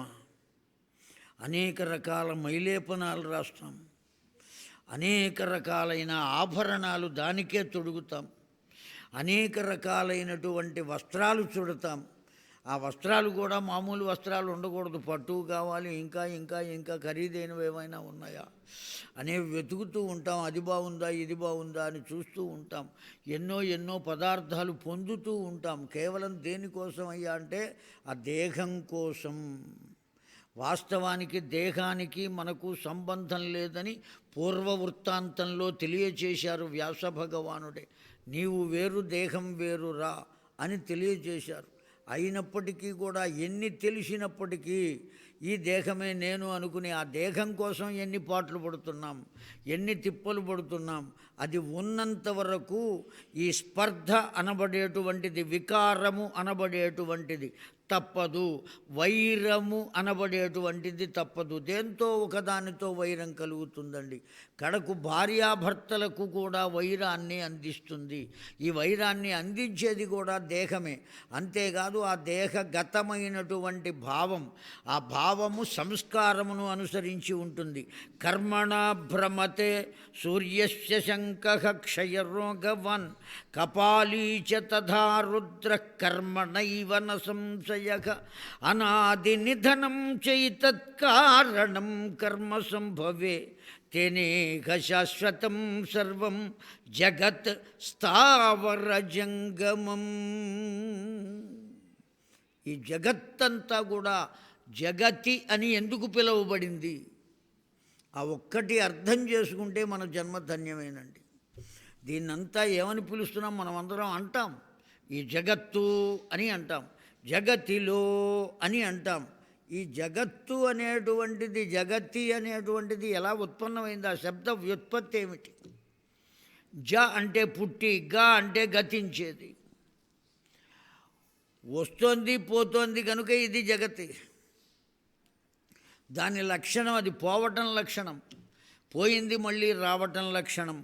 కనుకనే తేనేక శాశ్వతం సర్వం జగత్తు. ఇదేమైనా శాశ్వతంగా ఉంటుందా? లోకంబులు లోకస్తులు లోకేశులు తెగిన తుది అలోకంబు. అన్నీ పోతాయండి, ఏదీ మిగలదు. బలిచక్రవర్తి చెప్పాడు, కారే రాజులు రాజ్యముల్ గల్గవే గర్వోన్నతిన్ పొందరే వారేరి సిరి మొత్తము మూట కట్టుకొని జనిరే. ఆ సంపాదించిన ధనమంతా మూట కట్టుకుని వెళ్ళారా అండి? ఎవరు వెళ్ళారు ఇక్కడి నుంచి? మొత్తం అంతా ఎన్ని కోట్లు సంపాదించినా, అసలు ఏమీ సంపాదించకపోయినా దమ్మిడి కూడా వెంట పెట్టుకుని వెళ్ళేటువంటి అవకాశం లేదు. ఎలా వచ్చాడో అలా వెళ్ళిపోతాడు. కనుక ఆ విషయాన్ని నిత్య విచారే అత్ర నిమగ్న మునయ సదా. కనుకనే ఋషులు మునులు అందరూ కూడా నిత్యానిత్య వివేచనం చేస్తున్నారయ్యా. ఆ తపస్సు యొక్క లక్ష్యం అదేనండి. తపస్సు అంటే ఏదో కోరికలు పొందటం కోసం తపస్సు చేయటల్లా. మనమంతా దేవాలయానికి దేనికోసం పెడుతున్నాం? మనల్ని ఋషులను కూడా కంపారిజన్ చేస్తూ చెబుతున్నామండి. ఇక్కడ మనం దేవాలయానికి దేని కొరకు పెడుతున్నాం? ఓ వెంకన్న, నాకు ఈ కోరిక ఉన్నదయ్యా, తీర్చినట్టయితే ఎప్పుడో 2 నెలలకో 3 నెలలకో తీసేసే జుట్టు నీకు ఇస్తా నేను. వాడెవడో మొక్కుకున్నట్ట, మా అమ్మాయికి పెళ్ళి కావట్లేదు, ఒకవేళ పెళ్ళి కుదిరి కనుక పెళ్ళి అయితే మా అమ్మాయిని ఎవడు పెళ్లి చేసుకున్నాడో వాడి జుట్టు నీకు ఇస్తానయ్యా అని మొక్కుకున్న వీడి జుట్టు కూడా ఇవ్వట. ఏమండి, అయినా సరే దానికి కూడా ఆశపడి, పోన్లే ఇట్లాగైనా వాడు నా దగ్గరికి వచ్చాడు కదా అనేటువంటి ఆనందంతో ఆ పరమాత్మ మనల్ని కాపాడుతూనే ఉన్నాడు, మన కోరికలు తీరుస్తూనే ఉన్నాడు. ఈ జుట్టు అంతా వాడికి అప్పచెబుతూనే ఉన్నాం. వాడు ఏమైనా సవరాలు కట్టుకుని అమ్ముకుంటున్నాడా అండి? ఎంత దయ్యలేకపోతే ఆ పని చేస్తాడు. దేనికోసం వెడుతున్నామయ్యా అంటే మన కోరికలు తీర్చుకోవడం కోసమే వెడుతున్నాం భగవంతుని దగ్గరికి. కానీ నిత్యానిత్య విచార అత్ర నిమగ్నామునయ సదా. నిరంతరము ఆ ఋషులు మునులు దేనికోసం తపస్సు చేస్తున్నారయ్యా అంటే భగవంతుని కొరకే. ఆ భగవంతుడు వాళ్లకు దేనికయ్యా అంటే నిత్యానిత్య విచారణ. ఏది నిత్యము ఏది అనిత్యము ఆ విషయాన్ని ఎంతకాలం తపస్సు చేసినా వాళ్లకు తెలియటం లేదటండి. మనం ఊరికే ఓ 9 రోజులు కూర్చుని వింటే తెలుస్తుందా? నువ్వు చెప్పింది కరెక్టేరా నాయనా మిస్టర్ భాస్కర్ శర్మ, 9 రోజులు కూర్చుని వింటే తెలియదు, అందుకే మేము రావద్దనుకుంటున్నాం. ఇది కాదండి, తెలిసేంతవరకు వింటూనే ఉండాలి. వినటం కోసమే కదా వాడు ఇచ్చింది. చెవులు దేనికోసం ఇచ్చాడండి? చేతుల రంగ శివుని పూజింపడేని, నోరు నవ్వంగ హరికీర్తి నుడువడేని. ఆ నోరిచ్చింది దేనికి? ఆ భగవన్నామం చేయడం కోసం. చెవులు ఇచ్చింది దేనికండి? ఆ భగవంతుడు ఎంత గొప్పవాడు కాకపోతే 2 చెవులు వాడికి ఇవ్వకపోతే పురాణం సంగతి దేవుడు ఎరుగు. మొన్న కరోనా వచ్చినప్పుడు మాస్క్ ఎక్కడ తగిలించుకునేవాళ్ళం అండి? ఆ చెవులే లేకపోతే ఇటువైపు ఓ మేకు ఇటువైపు ఓ మేకు కొట్టుకుని తగిలించుకోవాల్సి వచ్చేది. వాడు ఎంత ముందు ఆలోచన అండి ఆ భగవంతుడిది. కనుక ఆ భగవత్ తత్వాన్ని మనం పొందాలి. పొందడానికి నిరంతరం ఏది నిత్యం ఏది అనిత్యం అనే ప్రశ్న వేసుకుంటూనే ఉండు. దానికోసమే చూడు, అప్పుడు కానీ నీకు కావలసింది లభించదయ్యా అని చెబు. న జానంతి కిమే తద్వై నిత్యం వా నిత్యమేవ చ మాయయాయాం విద్యమానాయం జగన్నిత్యం ప్రతీయతే. నీవు ఈ విషయాన్ని తెలుసుకోకుండా ఉన్నంత వరకు ఈ జగత్తంతా నిత్యంగా కనపడుతుందిరా. లోకంలో కనబడేటువంటివన్నీ కూడా ఎంతో గొప్పగా కనబడతాయి. ఆహా, ఆ పర్వతం ఎంత బాగున్నదో, ఆ సరస్సు ఎంత బాగున్నదో, ఆ చెట్టు ఎంత బాగున్నదో, ఆ చెట్టు నిండా పూలు ఎంత బాగున్నవో, ఆ పిల్ల ఎంత బాగున్నదో, ఈ పిల్లవాడు ఎంత బాగున్నాడో, ఈ గృహము ఎంత బాగున్నదో, దాని ఎలివేషన్ చూడు ఎంత అందంగా ఉన్నదో. ఒక్కసారి సెల్తో ఆ ఫోటో తీసుకుని మన ఇంటికి కూడా అటువంటి ఎలివేషన్ వేసుకుందాం. అది ఉండదు, వీడు ఉండడు, వీడి ఇల్లు ఉండదండి, ఏది ఉండదు.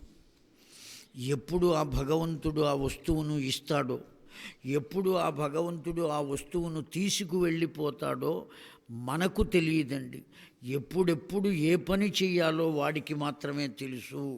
మాయాయాం విద్యమానాయాం జగన్నిత్యం ప్రతీయతే. ఉన్నటువంటి మాయను తెలుసుకోలేక అన్నీ నాకే తెలుసు అనేటువంటి అమాయకత్వంలో పడిపోతాడయ్యా. మాయా నిత్యాకారణంచ సర్వేషాం సర్వదా కిల కర్మబీజంతతో నిత్యం చింతనీయం సదా బుధై. తెలివి కలిగినటువంటి వాడు, బుధై బుద్ధి వికసించినటువంటి వాడు, జ్ఞానము కలిగినటువంటి వాడు సత్యమైన వస్తువుని అన్వేషణ చేస్తాడండి. అసత్యమైన దాని గురించి పట్టించుకోడు.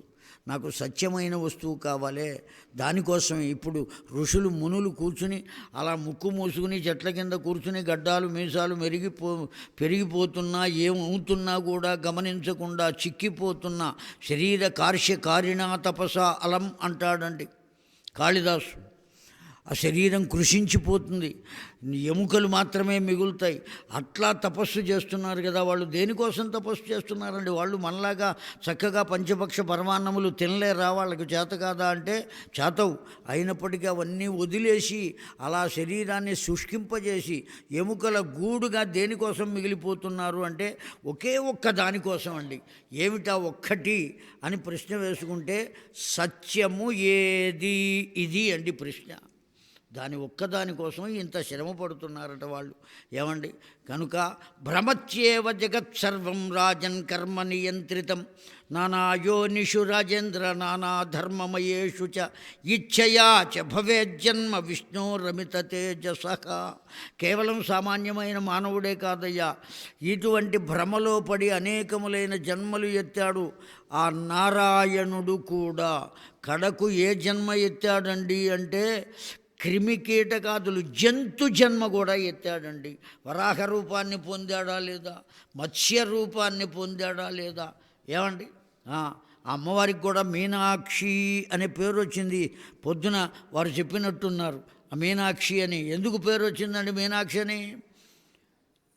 చేపల వంటి కనులు అని కాదండి అర్థం. అమ్మవారి కళ్ళు అమ్మవారి కళ్ళలాగానే ఉంటాయి, చేపల్లాగా ఉండవు. అమ్మవారి కళ్ళ వల్లనే ఉంటాయి అంతే.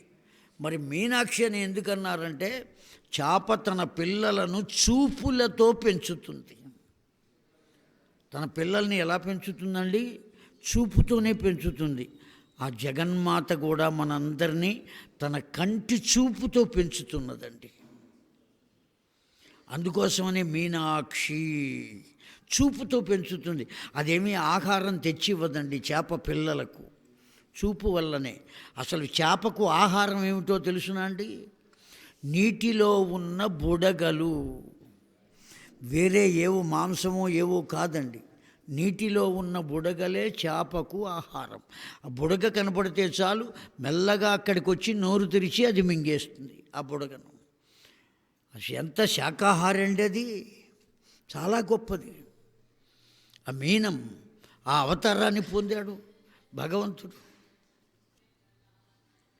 కనుక ఆ విష్ణుమూర్తి కూడా అనేక రకాలైనటువంటి స్పర్ధల చేత, అనేక రకాలైనటువంటి వాంఛల చేత, కర్తవ్యముల చేత భగవత్ తత్వాన్ని పొందిన విష్ణుమూర్తి కూడా, సాక్షాత్తు అమ్మవారి వద్ద అనేకములైన వరములను పొందినటువంటి విష్ణుమూర్తి కూడా అనేక యోనులలో జన్మించాడయ్యా.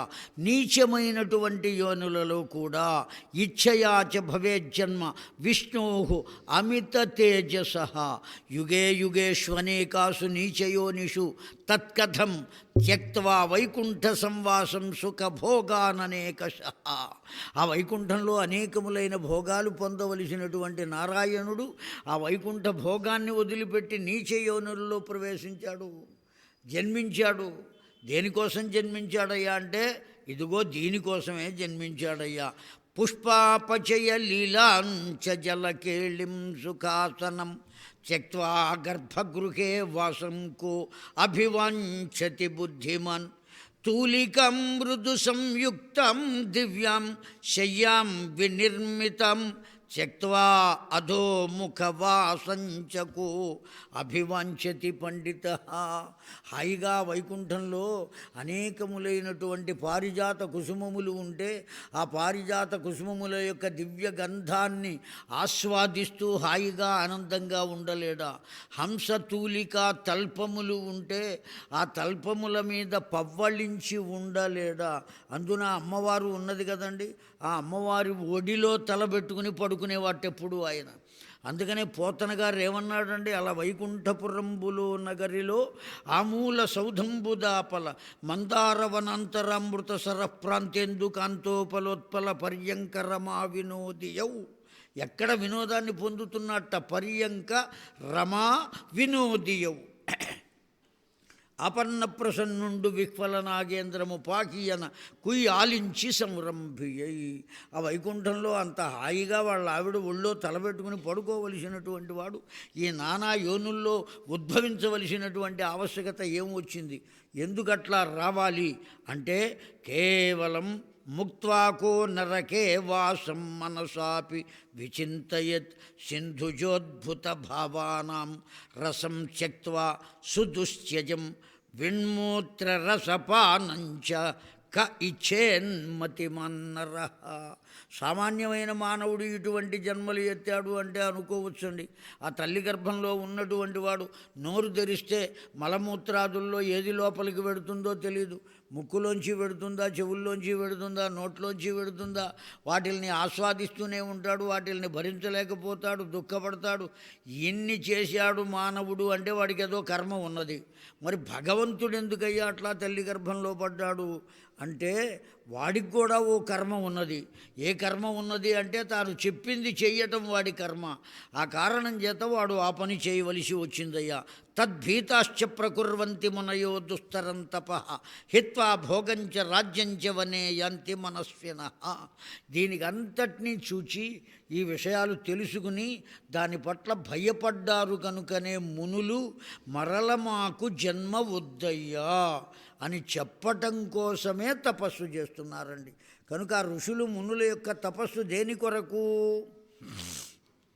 మరల మాకు జన్మ వలదు అని చెప్పడం కోసం.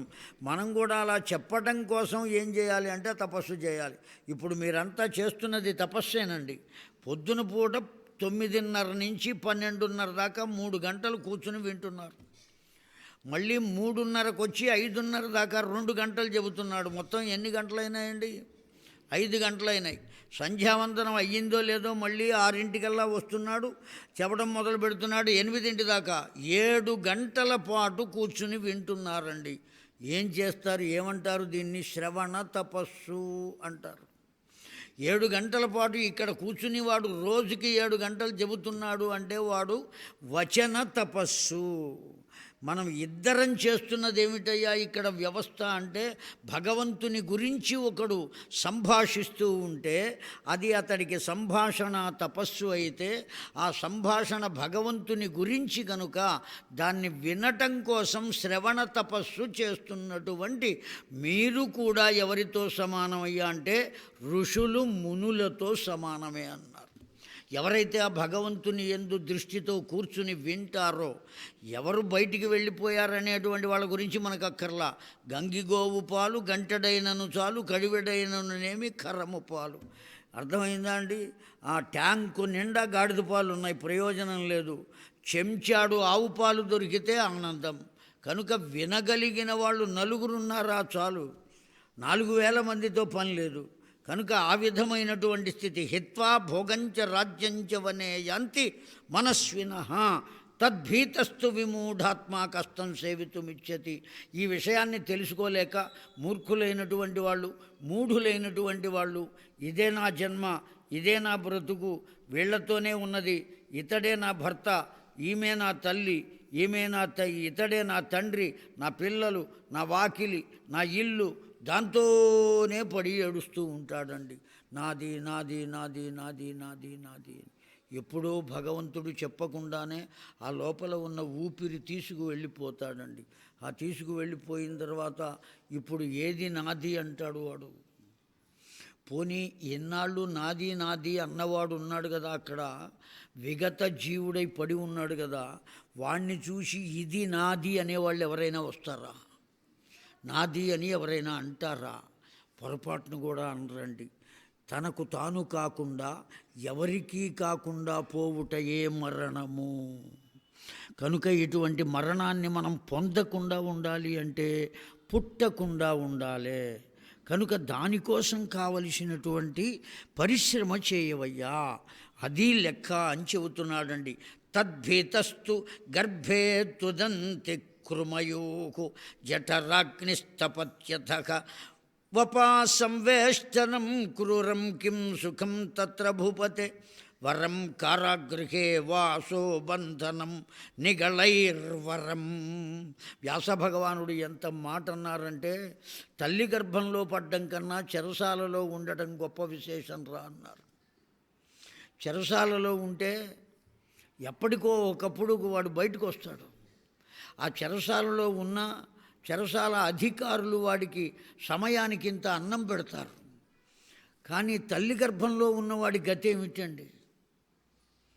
ఆ కపిలుడు చెబుతాడండి భాగవతంలో, చాలా గొప్పగా చెప్పాడండి. వేసవి కాలంలో ఆవిడ గర్భవతి అయితే ఆ వేసవి వేడికి తట్టుకోలేక ఆ ఫ్రిడ్జు తీసి చల్లని పానీయములను కనుక తాగితే, ఆ పేగు ద్వారా చల్లని పానీయము ఆ పసివాడికి అందితే, గర్భస్థుడైన ఆ పిల్లవాడికి, కన్ను తెరవని వాడికి ఆ చల్లదనానికి తట్టుకోలేక వాడు వడవడ వణికిపోతాటండి. బాగా ఎర్రగా వర్రగా ఉన్న కారం పదార్థాలు తింటే వాడు ఆ కారానికి తట్టుకోలేక కుయ్యో ముర్రో అని ఏడుస్తాట. ఇవన్నీ ఎవరికి తెలుస్తాయి? వాడికే తెలీదు. గర్భాన్ని ధరించిన తల్లికేమైనా తెలుస్తుందా అండి? తెలియదండి. హాయిగా ఆనందంగా వాడు కదులుతున్నాడు అనుకుంటుంది ఆవిడ. వాడి కదలికకు భావం ఏమిటో ఆవిడకేం తెలుస్తుంది? ఇన్ని కష్టాలు వాడు గర్భంలో పడి ఎందుకు అనుభవిస్తున్నాడు? పుట్టడం కోసం. ఎందుకు పుట్టాలి? వాడు కర్మ చేసుకున్నాడు కనుక. ఇవేవీ లేకుండా ఉండాలి అంటే ఏం చేయాలయ్యా? గర్భవాసే మహాదుఃఖం దశమాస నివాసనం తథా నిస్సరణే దుఃఖం యోనియంత్రే అధిదారుణే బాలభావే సదా దుఃఖం ముఖా జ్ఞానభావ సంయుతం. ఇంకా కొంచెం ముందుకు వచ్చాడండి వ్యాస భగవానుడు. వీడు పుట్టాడయ్యా, జనమేజయుడు నోరు తెరుచుకుని వింటున్నాడు జాగ్రత్తగా. మీరు కూడా వింటున్నారు కదండి జాగ్రత్తగా. వీడు పుట్టాడండి. పుట్టిన దగ్గర నుంచి తనకు ఏం కావాలో అడగటం కూడా చేత కాదు వాడికి. తల్లి గర్భంలో ఉన్నప్పుడు ఈ కష్టం ఉన్నది అంటే, పుట్టిన తర్వాత వాడికి ఏం కావాలో అడగటం తెలియదు వాడికి. ఒకవేళ అడగాలి అంటే ఏం చేస్తాడు? ఒక్కసారి పెద్ద పెట్టున కారుమని ఏడుస్తాడు. వాడు ఎందుకు ఏడుస్తున్నాడో తల్లికి ఏమైనా తెలుస్తుందా? కడుపులో నొప్పని ఏడుస్తున్నాడా? ఆకలి ఏడుస్తున్నాడా? ఏ కారణం చేత ఏడుస్తున్నాడు? అత్తయ్య నాకేం తెలియటం లేదు అని అత్తగారిని అడుగుతుంది. ఆ అత్తగారు ఇంత నెయ్యి వేడి చేసి తమలపాకుల మీద రాసి, ఆ తమలపాకులు వాడి బొడ్డు మీద పెట్టు, కడుపులో నొప్పేమో, అయినా వాడు ఏడుస్తూనే ఉంటాడు. దేనికి ఏడుస్తూ? కళ్ళల్లో నలకపడిందో, లేదు ఎక్కడైనా అలా పాకుతూ ఉంటే జారి కింద పడ్డాడో, దెబ్బ తగిలిందో, దేనికి ఏడుస్తున్నాడో వాడు ఏమైనా చెప్పగలుగుతాడా అండి? ఎంత దుర్గతి! తనకు కలిగిన కష్టాన్ని తాను చెప్పలేని దుర్గతి ఎవరిది? పసివాడిది. కొంచెం పెరిగాడనుకోండి, నన్ను బడికి పంపించారు అనే ఏడుపు, ఆ బడికి వెడితే చదువు రాలేదనే ఏడుపు, చదువు వస్తే ఉద్యోగం రాలేదని ఏడుపు, ఉద్యోగం వస్తే పెళ్ళి కాలేదని ఏడుపు. ఇప్పుడు అది బాగా పెద్దగా ఎక్కువగా ఉంది. అసలు పురోహితుడైతే ఎవత్తి ఒప్పుకోవటంలా. ఖమ్మంలో ఓ పిల్లవాడు ఉన్నాడు, రాజేష్ అని, రాజశేఖర్ అని పిల్లవాడు, చాలా బాగుంటాడు, తెల్లగా మంచి స్ఫురద్రూపి. నెల వచ్చేటప్పటికి చాలా తేలిగ్గా 3-4 లక్షలు సంపాదిస్తాడు అతను. అంత పౌరోహిత్యం అతనికి.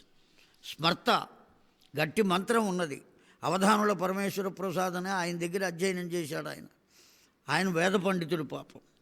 అయితే ఆ పిల్లవాడికి పెళ్ళి కాకపోతే నన్ను అడిగాడు, గురువుగారు మీరు తిరుగుతూ ఉంటారు కదా ఎక్కడైనా నేను సంబంధాలు చూడటం కోసం తిరుగుతానా, పురాణం చెప్పడం కోసం తిరుగుతాను కానీ, ఏమండి మీరు తిరుగుతూ ఉంటారు కదా, పాపం వాడు అడిగాడు కదా, మంచి పిల్లవాడు కదా అని ఓ చోట కనబడితే అడిగా, ఏమండి వాడి ఫోటో చూపించా నేను, అంటే పిల్లాడు చాలా బాగున్నాడండి అని తల్లి చెప్పింది, పిల్ల కూడా చెప్పింది, నెలకి ఇంత సంపాదన వస్తుందమ్మా.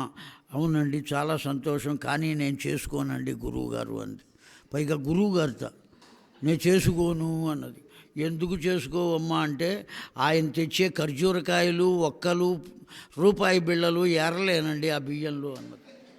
నీ కర్మ నీది, ఏం చెబుతామండి అంతే. కనుక ఏ విధంగా ఉండాలి మనం, ఎటువంటి స్థితిలో ఉన్నాం, ఇవన్నీ ఎన్ని కష్టాలండి. పెరిగితే పెళ్ళి కాలేదని కష్టం, పెళ్ళైతే పిల్లలు పుట్టలేదని కష్టం, పిల్లలు పుడితే వాళ్ళని పోషించాల్సి వచ్చిందని కష్టం, అన్నీ కష్టాలే. ఎప్పటిదాకా కష్టాలే అంటే చివరిదాకా. వార్ధక్యం వచ్చిన తర్వాత ప్రతి ఒక్కడు అంటాడు నన్ను భగవంతుడు మర్చిపోయాడు అని. వాడెందుకు మర్చిపోతాడండి? నువ్వు అనుభవించాల్సినవన్నీ అనుభవించేంతవరకు నిన్ను ఉంచుతాడు, వాడి డ్యూటీ అది. ఇంకా ఏవో అనుభవించాలి, ఆ కొడుకు తిట్టాలో, కోడలు తిట్టాలో, నిన్ను అసలు బయటికి గెంటాలో, ఏం చేయాలో ఇవన్నీ జరగాలి. నువ్వు గత జన్మలో ఏం చేసావో అవన్నీ అనుభవించాలి కదా. నువ్వు చేసినవే నువ్వు అనుభవిస్తావు, ఏం సందేహం లేదు అందులో. ఆ కారణం చేత చెబుతున్నారండి, క్షత్రు ఉడావేదనాశక్త పరతంత్రో కాతర. చిట్ట చివరికి నీ జీవితం నీది కాకుండా పరతంత్రమైనటువంటి దుఃఖం అంటండి. పరతంత్రమైన దుఃఖం అంటే వార్ధక్యంలో పొందేటువంటి దుఃఖం. ఏమండి, క్షుధితే రుదితే బాలే మాతా చింతాతురా తదా. మరణ సమయంలో హాయిగా ఆనందంగా మరణించిన వాడు ఎవడున్నాడో చెప్పవయ్యా. వ్యాస భగవానుడు అడిగాడండి.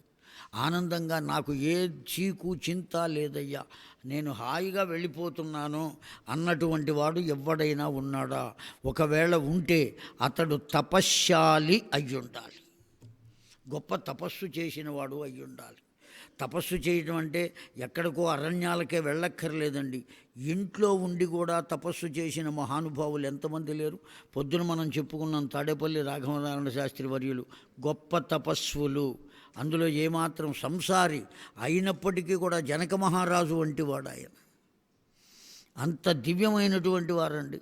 కంచి పరమాచార్యుల వారు అటువైపు నుంచి వెడుతూ చంద్రశేఖరేంద్ర సరస్వతి స్వామివారు ఇక్కడ మహానుభావుడు ఉన్నాడయ్యా, ఒక్కసారి వాళ్ళ దగ్గరికి వెళదామని తనంతట తానుగా వారి ఇంటికి వచ్చారటండి. భిక్షకు వచ్చామయ్యా అని చెప్పారట స్వామివారు. అయ్యా నేను నిర్ధనుణ్ణి అన్నారు. నువ్వేం చేస్తావో నాకు తెలియదు, నీ ఇంట భిక్ష చేయాలి అన్నారు. ఓ ఉత్తరీయం అక్కడ పరిచి ఊరి వారికి కబురు చేశాట ఆయన, ఇలా పీఠాధిపతులు వచ్చారు అని. మొత్తం ఒక్క 5-10 నిమిషాలు అయ్యేటప్పటికి ఆ ఉత్తరీయం పూర్తిగా నిండిపోయిందట. పరమాచార్యుల వారు అన్నారటండి, జగద్గురు బోధలు అనే గ్రంథాలు ఉన్నాయి, కొన్ని వాల్యూమ్స్ ఉన్నాయి, అందులో ఒక చోట రాయబడి ఉన్నది ఇది. పరమాచార్యుల వారు అప్పుడు అన్నారట, నీ ఉత్తరీయంలో ఏదో మహత్యం ఉందయ్యా, నాకు కూడా ఇస్తావా అని అడిగారట చమత్కారంగా ఆ ఉత్తరీయాన్ని. ఏమండి, వాళ్ళు ధరించి తీసిన దానికి కూడా అంత శక్తి ఉంటుందండి తపస్సులు వాళ్ళు. కనుక తపస్సు చేసుకోవడానికి మనం ఎక్కడికో వెళ్ళక్కర్లేదండి, ఉన్న చోట ఉండి తపస్సు చేయవచ్చు. మనం తపస్సు చేస్తున్నట్టుగా ఎవరికో కనబడవలసినటువంటి ఆవశ్యకత కూడా లేదండి. ప్రదర్శన చేయవలసిన పని లేదు కదా. నీ మనస్సుని భగవంతునికో అప్పగించు. అజపా జపం అని అంటారు వేదాంతులు దాన్ని. లోపలనే అనుకోకుండా నీ పెదవులు కదలకుండా నిరంతరం సాగుతూ ఉంటుందండి. ఆ విధంగా ఉన్నట్లయితే నానా విధాని దుఃఖాన్ని బాలభావే భవంతి వై కిం సుఖం విబుధా దృష్ట్వా జన్మ వాంఛంతి చ ఇచ్ఛయ సంగ్రామం అమరై స అర్ధం సుఖం త్యక్త్వా నిరంతరం. ఎప్పుడు నీవు ఆ తపస్సు చేసుకోగలుగుతావు అంటే త్యక్త్వా సుఖం, సుఖాన్ని వదిలిపెట్టు, ఆనందాన్ని పొందు. సుఖం వేరు, ఆనందం వేరు. సుఖం వచ్చిపోయేటువంటిది, ఆనందం వచ్చిందా పోదు. ఎక్కడి నుంచి వస్తుంది ఆనందం? ఎక్కడి నుంచో కొనుక్కు తెచ్చుకునేది కాదండి, మనలో నుంచే ఉద్భవిస్తుంది ఆనందం. ఏది ఆనందము? ఏ చింత లేని మానసిక స్థితి ఏదైతే ఉంటుందో దాన్ని ఆనందం అని చెబుతాం. భగవంతుడు ఏ స్వరూపుడు? ఆనంద స్వరూపుడే. మరి ఎన్ని కష్టాలు పడ్డాడు? ఈ కష్టాలు కూడా ఆనందంతోనే పొందాడు. కృష్ణ పరమాత్మ కూడా ఆనందంతోనే సాక్షాత్తు షోడశకళా పరిపూర్ణుడై ఎవరెవరికి ఏ ఏ భాగాన్ని అందించాలో. వాస్తవానికి దేవకీదేవి కృష్ణ పరమాత్మకు జనమేజయ ఏమవుతుంది అడిగారండి. ఏమవుతుందండి కృష్ణ పరమాత్మకు దేవకీదేవి? తల్లి అవుతుందండి. తనకు తల్లి అయ్యుంటే ఆ తల్లికి కలిగిన 6 పిల్లల్ని కంసుడు సంహరిస్తే భగవంతుడు ఎందుకట్లా సంహరింపచేయాలండి? సంహరింపజేయడానికి గల కారణమేమిటి? స కథం భగవన్ విష్ణుశ్చక్త్వా సుఖమనీశ్వరం కరోతి మానుషం జన్మభావై ఏతై అభిద్రుతం. ఒక సామాన్యమైనటువంటి మానవ కాంతకు ఏ విధంగా ఫలితాన్ని ఇస్తాడో అలా ఇస్తాడా? ఆవిడ ఏం తప్పు చేసిందని ఇటువంటి ఫలితాన్ని ఇచ్చాడు? 6 పిల్లలు కన్న కడుపు తల్లి బ్రతికి ఉండగా పిల్లలు పోతే దాన్ని ఏ పాపం అంటారండి? కడుపు శోకం. ఎంత కష్టం అండి. ఆ తల్లి వాడికి స్నానం చేయించి ఆ నీళ్లు చుట్టూ తిప్పుతూ నా ఇష్యూ కూడా పోసుకొని బతకరా అంటుంది. ఏమండి, అంత గొప్పగా చెబుతుంది. అటువంటిది తన కళ్ళు ఎదురకుండా ఒక్కడు కాదే 6 పిల్లలు ఎందుకు పోయారయ్యా? దానికి కారణం ఉన్నదయ్యా. వ్యాస భగవానుడే చెబుతున్నాడండి. గత జన్మలో ఈవిడ ఎవరు అంటే అదితి. ఈ దేవకీదేవి గడచిన జన్మలో ఎవరు? అదితి, కశ్యప ప్రజాపతి యొక్క భార్య. ఆ కశ్యప ప్రజాపతికి ఈమె మాత్రమే కాదు, దితి అని ఇంకో భార్య ఉన్నది. ఆ దితికి 2 పిల్లలు కలిగారు. ఆ 2 రాక్షసులే అయ్యారు. ఆ రాక్షసులు 2 కూడా సాక్షాత్తు నారాయణుడే వరాహ రూపంలో ఒకణ్ణి, నరసింహ రూపంలో ఒకణ్ణి సంహరించాడు. అందుకని ఆ 2 అవతారాలు కలిపి మాట్లాడుకుంటామండి మనం. వరాహ నరసింహమూర్తి అంటూ ఉంటాం. ఆ వరాహానికి నరసింహమూర్తికి ఏం సంబంధం లేదు. అయినప్పటికీ 2 కలిపే పిలుస్తూ ఉంటాం, నమస్కారం చేస్తూ ఉంటాం. ఆ తమ్ముడినేమో వరాహ రూపంలో సంహరించాడు, అన్నగారినేమో నరసింహ రూపంలో సంహరించాడు. అయిపోయింది. ఇప్పుడు 2 పిల్లల్ని పోగొట్టుకున్నటువంటి దితి కశ్యపుని వద్దకు చేరి నాకు మరల ఓ దివ్యమైనటువంటి సంతతి కావాలయ్యా, వాళ్ళు రాక్షసులు కాకూడదు. నాకు తెలిసో తెలియకో తప్పు చేశా, కూడని సమయంలో సంతానాన్ని పొందాను. ఆ కారణం చేత వాళ్ళు రాక్షసులై పుట్టారు. ఇప్పుడు నాకు దేవేంద్రుని కన్నా గొప్పవాడైనటువంటి పుత్రుడు కావాలి. నీ తపోశక్తిని వినియోగించి అందించవయ్యా. భర్తను ప్రార్థించింది. ఏ భార్య అయినా ఎవరిని ప్రార్థించాలండి? ప్రార్థించింది. తన తపోశక్తిని వినియోగించి తన శక్తిని ఆమె గర్భంలో నిక్షిప్తం చేశాడు కశ్యపుడు. ఇప్పుడు ఓ దివ్యమైనటువంటి పుత్రుడు కలగనున్నాడు. ఆ విషయాన్ని అదితి తెలుసుకున్నది. దేవేంద్రుని పిలిచింది. అతడు గనక కలిగాడా, దితి ప్రసవించినదా, నీకన్నా గొప్పవాడు పుత్రుడై కలుగుతాడు. అప్పుడు నీ గతేమవుతుంది? ఇప్పుడు దేవతలలో స్పర్ధ ఏర్పడిందా, ఏర్పడలేదా? సామాన్యమైన మానవులు ఏ విధంగా ఆలోచిస్తారో ఆవిడ కూడా అలాగే ఆలోచించింది.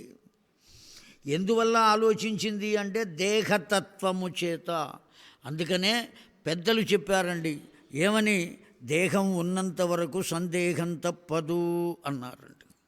మనకు సందేహం లేకుండా పోవాలి అంటే ఒక్కటే ఆలోచన, ఈ దేహము నేను కాదు అని ఎప్పుడైతే అనుకుంటామో, అనుకోవటం కాదు అనుసంధానం చేస్తామో, అనుసంధానమే కాదు అవలోడనం అనుభవానికి తెచ్చుకుంటామో, అప్పుడు సందేహం ఉండేటువంటి అవకాశం లేదు.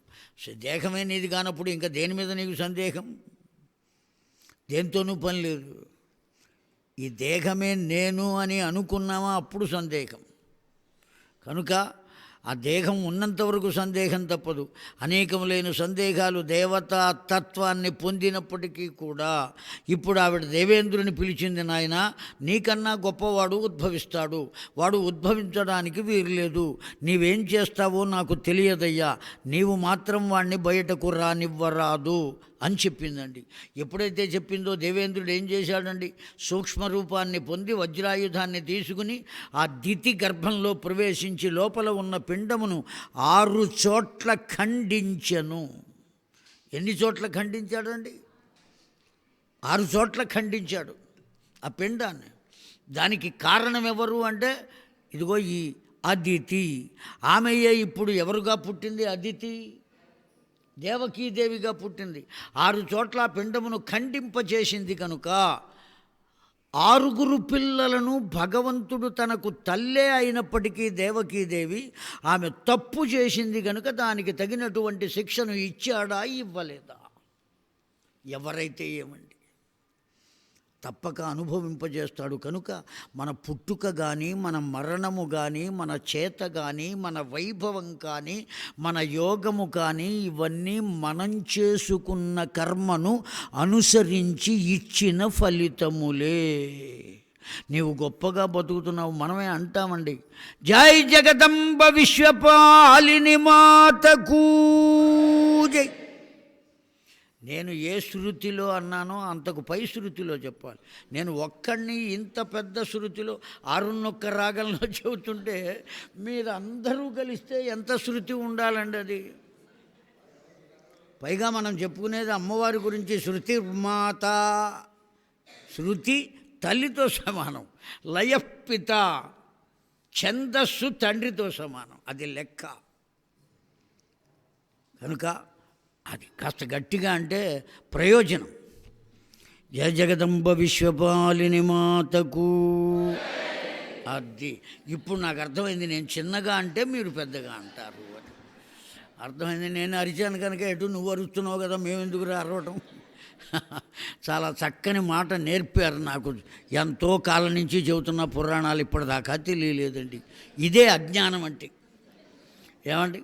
కనుక దివ్యాత్మ స్వరూపులారా, ఏ విధమైనటువంటి స్థాయిని మనం పొందుతున్నాం, ఎలా ఉండాలి అనేది వ్యాస భగవానుడు జనమేజయునకు అరటి పండు ఒలిచి చెప్పినట్టు చెబుతున్నాడు, చేతిలో పెట్టినట్టు చెబుతున్నాడండి. దేన్ని పొందాలి, దేన్ని పొందకూడదు. ఆ దేహభావం ఉన్నంత వరకు కూడా దుఃఖమే. ఎప్పుడైతే దాన్ని ఒక్కదాన్ని వదిలిపెట్టామో సందేహం అనేటువంటిది ఉండదు. అప్పుడు దుఃఖం అనేది కలుగదు, ఆనందము మాత్రమే కలుగుతుంది. ఆ ఆనందము అనబడేది ఎక్కడికో నీవు మోక్షానికి, ఆ లోకానికి వెళ్ళవలసిన పని లేదయ్యా, ఇక్కడే మోక్షాన్ని పొందుతావు. దాన్నే పెద్దలు వేదాంతులు జీవన్ముక్తి అని పిలుస్తారయ్యా. బ్రతికి ఉండగానే మోక్షమును పొందుట.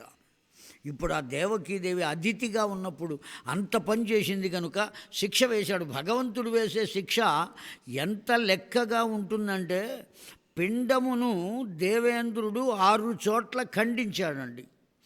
ఎన్ని ముక్కలైనాయి? 7 ముక్కలైనాయి.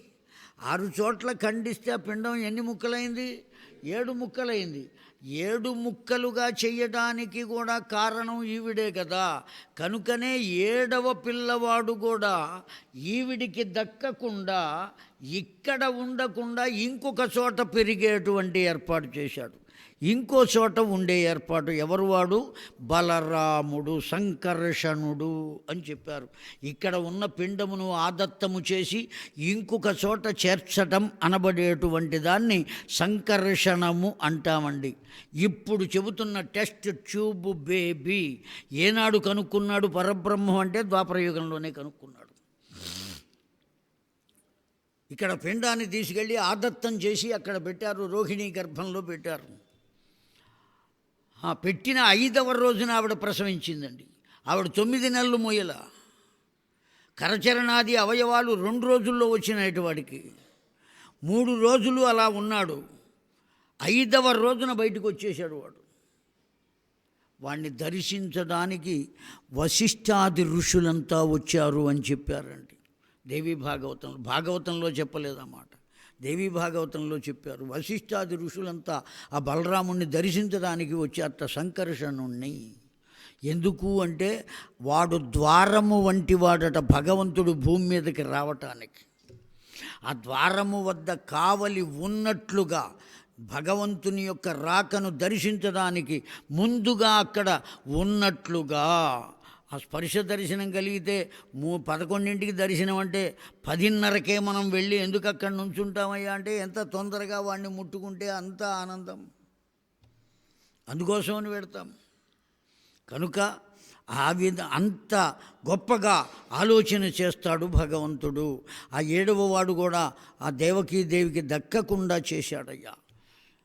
మరి ఈ కంసునికి రాక్షసత్వం అనేది ఎందుకు వచ్చింది అనేది మళ్ళీ సమాహూయ తథా రాక్షసో మహాభాగ లోకపాలస్య యోగాత్ తథైవ జన్మ రహస్యానాం విచ్చిత.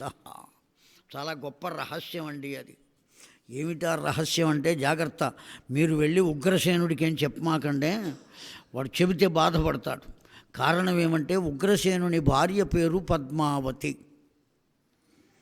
ఆవిడ ఒకానొక సందర్భంలో ఉద్యానవనంలో సంచరిస్తుంటే కాలనేమి అనబడేటువంటి రాక్షసుడు ఆ ఉద్యానవనానికి వచ్చాడు. ఆ వచ్చినటువంటి వాడు ఆమెను కోరుకున్నాడు. ఆమె నిరాకరించింది, బలాత్కరించాడు. ఆమె గర్భవతి అయ్యింది. ఆ విషయాన్ని తాను ఉగ్రసేనునకు మాత్రము తెలియనివ్వలేదు. ఉగ్రసేనుడు ఈ పిల్లవాడు తన పిల్లవాడే అనుకున్నాడు, కానీ వాడు కాలనేమి యొక్క పిల్లవాడు కనుకనే ఆ కాలనేమి అంశతో వచ్చాడు అని కూడా మనకు పురాణాలు చెబుతున్నాయి. అంతేకాదు కాలనేమి వల్ల కలిగిన వాడు గనుక, కాలనేమి అనబడేవాడు రాక్షస జాతికి చెందినవాడు గనుక ఇతడికి కూడా రాక్షస లక్షణములే వచ్చినవి. వాడి జన్మ రహస్యం అది, ఆ వెనుక ఉన్నటువంటిది. వాడు ఉగ్రసేనుని పుత్రుడు కాదు, కాలనేమి పుత్రుడు, పద్మావతి పుత్రుడు. పద్మావతి పొందింది. గోళకం వ్యవస్థితం అన్నారండి భాగవతంలో, చెప్పకుండానే చెప్పారు ఎక్కడో ఒక మూల. కనుక భగవన్ నిర్ణయం అనేటువంటిది చాలా విచిత్రమైనదయ్యా. రాజన్ దక్షసుతే ద్వేతు దితిశ్చ అదితిరుత్తమే కశ్యపస్య ప్రియే భార్యే బభూవతు ఉరుక్రమే ఆదిత్యామఘవా పుత్రో యథా భూత్ అతి వీర్యవంతదాతు తాదృశం పుత్రం చకమే దితిరోజస. ఈ అదితియే దేవకీదేవిగా దేవలుడు అనబడేటువంటి వాడి ఇంట పుత్రికగా పుట్టిందండి. వాస్తవానికి ఉగ్రసేనుని ఇంట కూడా పుట్ల. ఉగ్రసేనుడు ఎవరయ్యా అంటే దేవలుడు అనబడేటువంటి ఉగ్రసేనుని తమ్ముడు దేవలుడు అనబడేవాడు. తన తమ్ముడు కూతురు ఆ పిల్ల. ఆ పిల్లని తీసుకొచ్చి పెంచుకున్నాడు ఈయన. ఈయనకు కలిగిన పిల్ల కూడా కాదు. కనుక ఆ పిల్లకు కలిగినటువంటి చిట్ట చివరికి తాను ఆమె గర్భాన పుట్టిన ఇంకొకరికి కలగబోయే పిల్లలు వాళ్లకు కలగకుండా చేయుట కొరకు ప్రయత్నం చేసింది కనుక తాను కూడా తనకు జన్మనిచ్చిన తల్లి వద్ద ఉండకుండా ఇంకొక చోట పెరగడానికి వెళ్ళిపోయాడండి. తాను అంతమంది పుత్రులను పొందిన అదితి ఒక్కడిని కూడా తాను తన దగ్గర ఉంచుకుని పెంచుకునే భాగ్యం కలిగిందా అండి? ఏ సమయంలో తనకు మళ్ళీ కనపడ్డాడు ఆ భగవంతుడు? 9 సంవత్సరాల వయస్సులో ఆ మధుర నగరంలో కనపడ్డాడు. మళ్ళీ అప్పటిదాకా మళ్ళీ కనబడేటువంటి అవకాశం లేకపోయింది. కనుక మానవుడు చేసినటువంటి దోషాలు ఏవైతే దేవతలు చేసిన దోషాలనే భగవంతుడు ఆ విధంగా అందిస్తాడు కదా. అయితే అట్లా ఎలా చంపగలిగాడయ్యా కంసుడు అనబడేటువంటిది మళ్ళీ జనమేజయుని ప్రశ్న అండి. ఏ విధంగా చంపగలిగాడు అంటే నారదుని ద్వారా సంహరింపచేశాడు అన్నారు వ్యాస భగవానుడు. సర్వదైవాధికారస్థ జ్ఞానప్రదాతృ త్యక్తుం సమర్థ కరోమ్యహం కిం కరోతి కశ్యప. ఏమంటే నారదుడే ఆ భగవంతుడు దేవర్షి, ఆయన తలుచుకుంటే చెయ్యలేనిది ఏదైనా ఉంటుందా? మహానుభావుడు. ఎక్కడ అజ్ఞానం కలుగుతుందో అక్కడ ఉన్న అజ్ఞానాన్ని పోగొట్టి జ్ఞానాన్ని కల్పించేటువంటి వాడు. సాధారణంగా ఊరుకుంటాడా అండి? ఎక్కడ గర్వం కలిగిందో వాళ్ళ దగ్గరకు వచ్చి ఆ గర్వ పర్వతాలను ఖర్వం చేస్తాడు. ఎవరినీ వదిలిపెట్టడండి నారదుల వారు. అందుకనే జ్ఞానప్రదాత దేవఋషి అని బిరుదాయనకు. బ్రహ్మర్షి కూడా కాదు, దేవఋషి. సామాన్యమైనటువంటి బిరుదాది. ఎలా పొందగలిగాడు అంటే గర్వ పర్వతాలను ఖర్వం చేస్తాడు కనుక. ఎవరినీ వదిలిపెట్టడు అన్నారు వ్యాస భగవానుడు. ఎవరినీ వదిలిపెట్టడు అని ఎందుకన్నారంటే కృష్ణ పరమాత్మ యొక్క భార్య సత్యభామను కూడా వదిలిపెట్టల. ఎక్కడా లేని ఒక వ్రతాన్ని సృష్టించాడు ఆయన. ఏమిటా వ్రతం? పతిదాన వ్రతము అని సృష్టించాడండి. భర్తను దానం చేసే వ్రతం. ఆ వ్రతాన్ని సృష్టించి ఆవిడ చేత చేయించాడు. బ్రహ్మగారు ఎవరయ్యా అంటే వశిష్ఠు ఆయనే. నేనే చేయిస్తానన్నాడు. దానం ఎవరికి ఇవ్వమన్నాడు? నేనే తీసుకుంటానన్నాడు.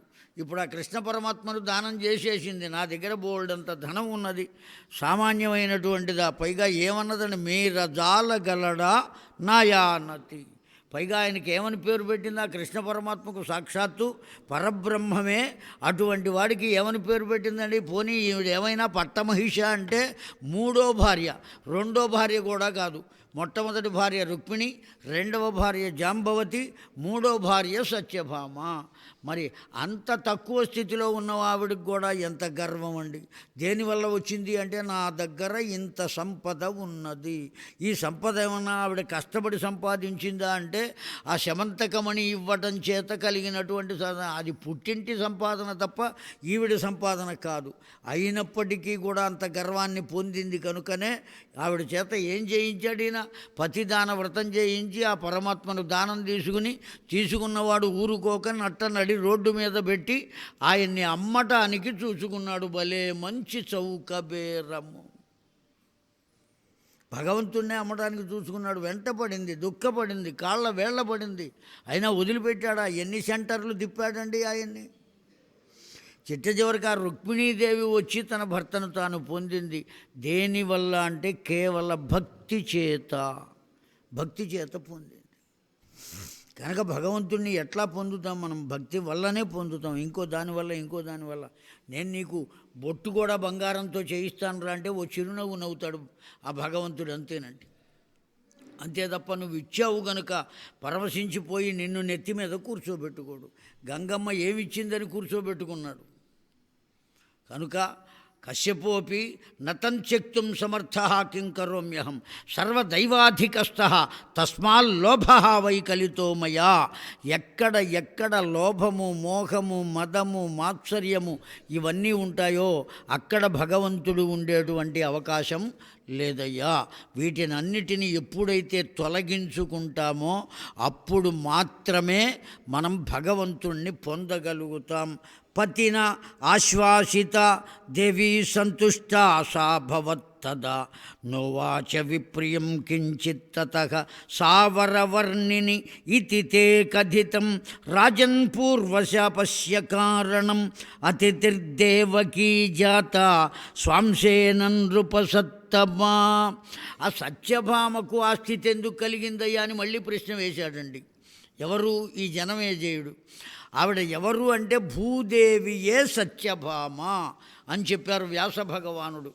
ఎందువల్ల, ఎప్పుడు, ఏ కారణం చేత ఇప్పుడు భార్య అయ్యిందయ్యా అంటే వరాహ రూపంలో వచ్చినటువంటి నారాయణుడు ఆ హిరణ్యాక్షుడు అనబడే రాక్షసుని నుండి ఆ భూదేవిని రక్షించి తన కోరల మీద ఉంచి తెచ్చే సందర్భంలో ఆ నారాయణుని యొక్క స్పర్శ ఆనందము చేత నాకు ఒక పుత్రుడు కావలే అని కోరుకున్నదటండి. ఎవరు కోరుకున్నది? ఆ భూదేవి. ఆమెకు పుత్రుని తథాస్తు అన్నాడు ఈయన. ఎవరు ఏది అడిగితే దానికి తథాస్తు అంటాడు అమాయకంగా. తథాస్తు అన్నాడు ఆ పరమాత్మ. ఆ కారణం చేత ఆమెకు సంతానాన్ని ఇవ్వాలి గనుక ఆమెను సత్యభామగా జన్మను కల్పించి ఆమెను అవతారం కృష్ణ అవతారంలో తాను స్వీకరించి సద్యోగర్భం చేత ఆమెకు పిల్లవాడు, ఎవరయ్యా భూదేవికి కలిగిన పిల్లవాడు అంటే నరకుడు అనబడేటువంటి రాక్షసుడు వాడు. నరకుట అంటే అర్థం ఏమిటో తెలుసునా అండి? వేరు చేయుట అని అర్థం. నరికేశాడండి అంటే ఓ దొంగ ఉన్నది, దాన్ని నరికాడంటే ఎన్ని భాగాలు చేశాడు? 2 భాగాలు చేశాడు. ప్రతిదాన్ని ఒకటిగా ఉన్నదాన్ని వీడు అనేక భాగాలుగా చేస్తాడు కనుక వీడికి నరకుడు అని పేరు. వాణ్ణి సంహరించడం కోసం మళ్ళీ ఎవరిని తీసుకురావాలి? ఆ భూదేవి సహాయంతోనే సంహరించాలి. అందుకనే ఆ సత్యభామనే వెంటబెట్టుకుని వచ్చి ఆ నరకాసుర సంహారం చేశాడు. కనుక భగవంతుడు ఏ పని చేసినా దానివల్ల ఓ ప్రయోజనం ఉంటుందయ్యా. ఆ ప్రయోజనము, లక్ష్యము, యోగము వీటిల్ని ఆధారంగా చేసుకునే వస్తాడు. ఈ కృష్ణ చరిత్రలో ఎన్ని రకాలైనటువంటి తత్వములు ఉన్నాయ్యా. ఒక్క కృష్ణుడు కాదు, రాముడు కాదు, దేవేంద్రుణ్ణి గురించి చెబుతున్నా విను. అధ కిం బహునోక్తేన సంసారే అస్మిన్ నృపోత్తమ ధర్మాత్మాద్రోహ బుద్ధిస్తు కశ్చిద్భవతి కర్హిచితు రాగద్వేషావృతం విశ్వం సర్వం స్థావర జంగమం ఆద్యే యుగేపి రాజేంద్ర కిమద్య కలిదూషితే దేవాః శేర్ష్యాశ్చ సద్రోహాశ్చ కర్మలతాః సదా మానుషాణం తిరశ్చంచకా వార్తానృపగణ్యతే. జై జగదంబ విశ్వపాలిని మాతకు జై. ఆ దేవేంద్రుడు అనబడేటువంటి వాడు 3 లోకాలకు ప్రభువు, స్వర్గ మర్త్య పాతాళ లోకాలకు శాసకుడు, అధికారి. ఎవడు అంటే దేవేంద్రుడే. దేవలోకాన్ని కూడా పరిపాలించేటువంటి వాడు. జయంతము అనేటువంటి సింహాసనం మీద శతమఖుడు తప్ప ఇంకొకరు కూర్చోలేరటండి. ఆ సింహాసనం అటువంటిది. భోజరాజు సింహాసనంలాగా విద్ధశాల భంజికలు కలిగినట్లుగా ఇక్కడ కూడా దేవేంద్రుడు కూర్చునేటువంటి సింహాసనానికి జయంతము అని పేరు. దాని మీద ఎవరు కూర్చోవాలి అంటే 100 యజ్ఞములు చేసిన వాడు మాత్రమే కూర్చోగలడు. ఇతరమైన 99 యజ్ఞాలు చేసిన వాడు కూడా కూర్చోలేటండి. అందుకనే ఆ పదవిలో కూర్చున్న వాడిని ఏమని పిలిచారు అంటే శతమఖుడు అని పిలిచారు. మఖము అంటే యజ్ఞం, శతమఖుడు అంటే 100 యజ్ఞములు చేసినవాడు, లేదా అనంతమైనటువంటి శతం అనంతం భవతి అని కదా, అనంతమైనటువంటి యజ్ఞాలు చేసినవాడు అనేటువంటి భావన కూడా మనం తీసుకోవచ్చు. అటువంటి దేవేంద్రుడు అన్ని యజ్ఞములు చేసినటువంటి వాడు, జయంతము అనే సింహాసనం మీద కూర్చునే అర్హత కలిగినటువంటి వాడు. ఎంతమంది తపస్సులు చెడగొట్టడానికి ప్రయత్నం చేశాడయ్యా. ఒకానొక సందర్భంలో ఏవం పునః నరనారాయణం పునస్తా పురస్థితః నోచత్ పూరుష ధ్యాన సంస్థిత దృఢచేతసౌ తపస తతో వై మోహినీం మాయాంచక భయాదం పురుష. ఎంతమంది అప్సరసలను పంపించాడు అక్కడి నుంచి. 2 తపస్సు చేస్తున్నారండి, నర నారాయణులు. చాలా ఘోరమైన తపస్సు. ఎంత ఘోరమైన తపస్సు అంటే వ్యాస భగవానుడు చెప్పాడు. ప్రహ్లాదుడు ఆ అరణ్యాలలో సంచరిస్తున్నాడు భూమండలానికి వచ్చి. నిన్న నేను చెప్పాను, చవన మహర్షి ప్రహ్లాదుని వద్దకు వస్తే ఆ ప్రహ్లాదుడు లోకంలో ఉండేటువంటి క్షేత్రములలో గొప్ప తీర్థం ఏదయ్యా అంటే నైమిషారణ్యం, అక్కడ ఉన్నటువంటి చక్రతీర్థం అని కదా చెప్పాడు. ఆ చక్రతీర్థాన్ని దర్శించి అక్కడ స్నానం చేయడం కోసం ప్రహ్లాదుడు తన పరివారాన్ని వెంటబెట్టుకుని బయలుదేరాడు. ఈ అరణ్యసీమకు వచ్చేటప్పటికీ అరణ్యంలో ప్రహ్లాదుడు చూచాడు దృశ్యాన్ని. ఎవరిని చూచాడు అంటే నరనారాయణులు. వాళ్ళిద్దరూ ఏం చేస్తున్నారయ్యా అంటే తపస్సు చేస్తున్నారండి. ఆ తపస్సు చేస్తున్న వాళ్ళ ప్రక్కన ఏమున్నాయంటే ధనుర్బాణములు, ఖడ్గములు, డాలు ఇవన్నీ ఉన్నాయి. ఈ ప్రహ్లాదునకు సందేహం కలిగిందిట. సంచించత దృష్ట్వా తదో వాచ ధారణ్యేతిత తపసా కుర్యాత్ ఏతత్ పశ్యేత్ ఆయుధాని కిం వదంతే. తపస్సు చేసుకునేటువంటి వాళ్లకు ప్రక్కన ఆయుధాలతో పనే ఉందయ్యా. ఈ ఆయుధాలు ప్రక్కన ఉన్నాయి అంటే నేను తపస్సు చేస్తున్నాను అని మీరు చెప్పుకుంటున్నారు అంటే మీరు చేస్తున్నది దొంగ తపస్సు అన్నారండి. ఎవరు అన్నది? ప్రహ్లాదుడు అన్నాడు, నువ్వు దొంగ తపస్సు చేస్తున్నావయ్యా, అందువల్లనే ఈ విధంగా అనుకుంటున్నావు అని చెబుతున్నాడు. నీవు పక్కన ఆయుధాలు పెట్టుకోవడం ఏమిటి, ఈ తపస్సు ఏమిటి? చూసే వాళ్ళందరికీ కూడా ఏమని అనిపించాలి, మీకు ఈ తపస్సుకు ఏం సంబంధం కనబట్టల్లా, మీరెవరో చెప్పండి, ఎందుకు ఇట్లా కూర్చున్నారో చెప్పండి అన్నాడు. ఎప్పుడైతే ఆ మాట అన్నారో, అయ్యా అక్కడ ఆయుధాలు ఉంటే నీకెందుకు, ఏముంటే నీకెందుకయ్యా, మేమైతే తపస్సే చేస్తున్నామన్నారు. తపస్సు చేయడానికి ఆయుధాలకి సంబంధం లేదన్నారు. మాట పెరిగింది. చివరికి ఎక్కడి దాకా వచ్చింది అంటే యుద్ధం చేసేంత వరకు వచ్చింది. ఎవరెవరు యుద్ధం చేశారయ్యా అంటే, ఇదిగో ఈ ప్రహ్లాదుడు, నరనారాయణులు ఇరువురు కూడా యుద్ధం చేశారండి. ఎంతకాలం జరిగింది అంటే 11,000 సంవత్సరాలు చేశారటండి. 1 సంవత్సరం 2 సంవత్సరాలు కాదు. ఏమండి, ఇన్ని వేల సంవత్సరాలు ఎవరైనా చేస్తారా అంటే, ఆనాడు ఉండే వాళ్ళ కాల పరిమాణం వేరు, కాలము యొక్క లెక్క వేరు, మన కాలము యొక్క లెక్క వేరండి. ఇప్పుడు మనకున్న కాలాన్ని అనుసరించి మనం లెక్క కట్టకూడదు. అసలు ఇప్పుడున్న కాలంలోనే బ్రహ్మగారి కాలమానం వేరు, మన కాలమానం వేరండి. ఏమండి, ఎన్ని మహాయుగాలు అయితే ఆయనకు ఓ కల్పం అవుతుంది. ఒక కల్పం అయితే ఒక పగల, రెండో కల్పం అయితే ఒక రాత్రి. అటువంటివి ఎన్ని రోజులు కావాలి అంటే 367 రోజులు అయితే ఓ సంవత్సరమా? అటువంటి సంవత్సరాలు 100 అయితే కానీ ఆయన కాల పరిమితి పూర్తి కాదా? ఆ కాలంతో లెక్క పెట్టుకుంటే మన కాలం ఎంత లెక్క చెప్పండి? అంతే. బ్రహ్మగారు ఏదో పని మీద ఆ రావణాసురుణ్ణి సృష్టించి వెళ్ళారట. మళ్ళీ ఆ పని పూర్తి చేసుకుని రాగానే రావణాసురుడు ఎలా ఉన్నాడు అంటే, అయిపోయింది, వాడి ప్రాణాలు పోయినాయి అన్నారట. ఆయన కాలం అట్లా ఉంటుంది. కనుక తదేదిదం సర్వవ్యాపితం అని చెప్పింది శాస్త్రం. ఒకరి కాలంతో ఇంకొకరి కాలాన్ని ఎప్పటికీ లెక్క కట్టేటువంటి అవకాశం ఇప్పుడే. మనకు సూర్యోదయం ఇక్కడైతే ఇంకో ప్రాంతంలో ఏమవుతోంది? సూర్యాస్తమయం అవుతోంది, వాళ్లకు చీకటి అవుతోంది. ఏమండి, ఈ కాలంలోనే మనకే ఇట్లా ఉంటే దేవతలకు మనకు సంగతి ఏమిటి? ఆ విధమైన ఆలోచన ఉండాలి మనకు. ఇవన్నీ వట్టి అసత్యాలు, పుక్కిటి పురాణాలు అని చెప్పేటువంటి అవకాశం లేదు. అలా అనకూడదు. కశ్చిత్ కదాచిత్ భవతి సత్యధర్మానువర్తక అన్యథా అన్యయుగానాం వై సర్వే ధర్మపరాయణాః వాసవా కారణం రాజసర్వత్ర ధర్మ సంస్థితాః తస్యాం వై మలినాయాంతు ధర్మోపి మలినో భవేతు.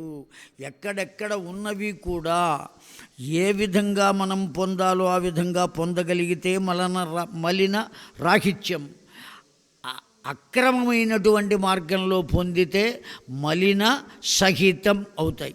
మలిన రహితం కావాలి కానీ మలిన సహితం అనేటువంటిది ఉండకూడదు.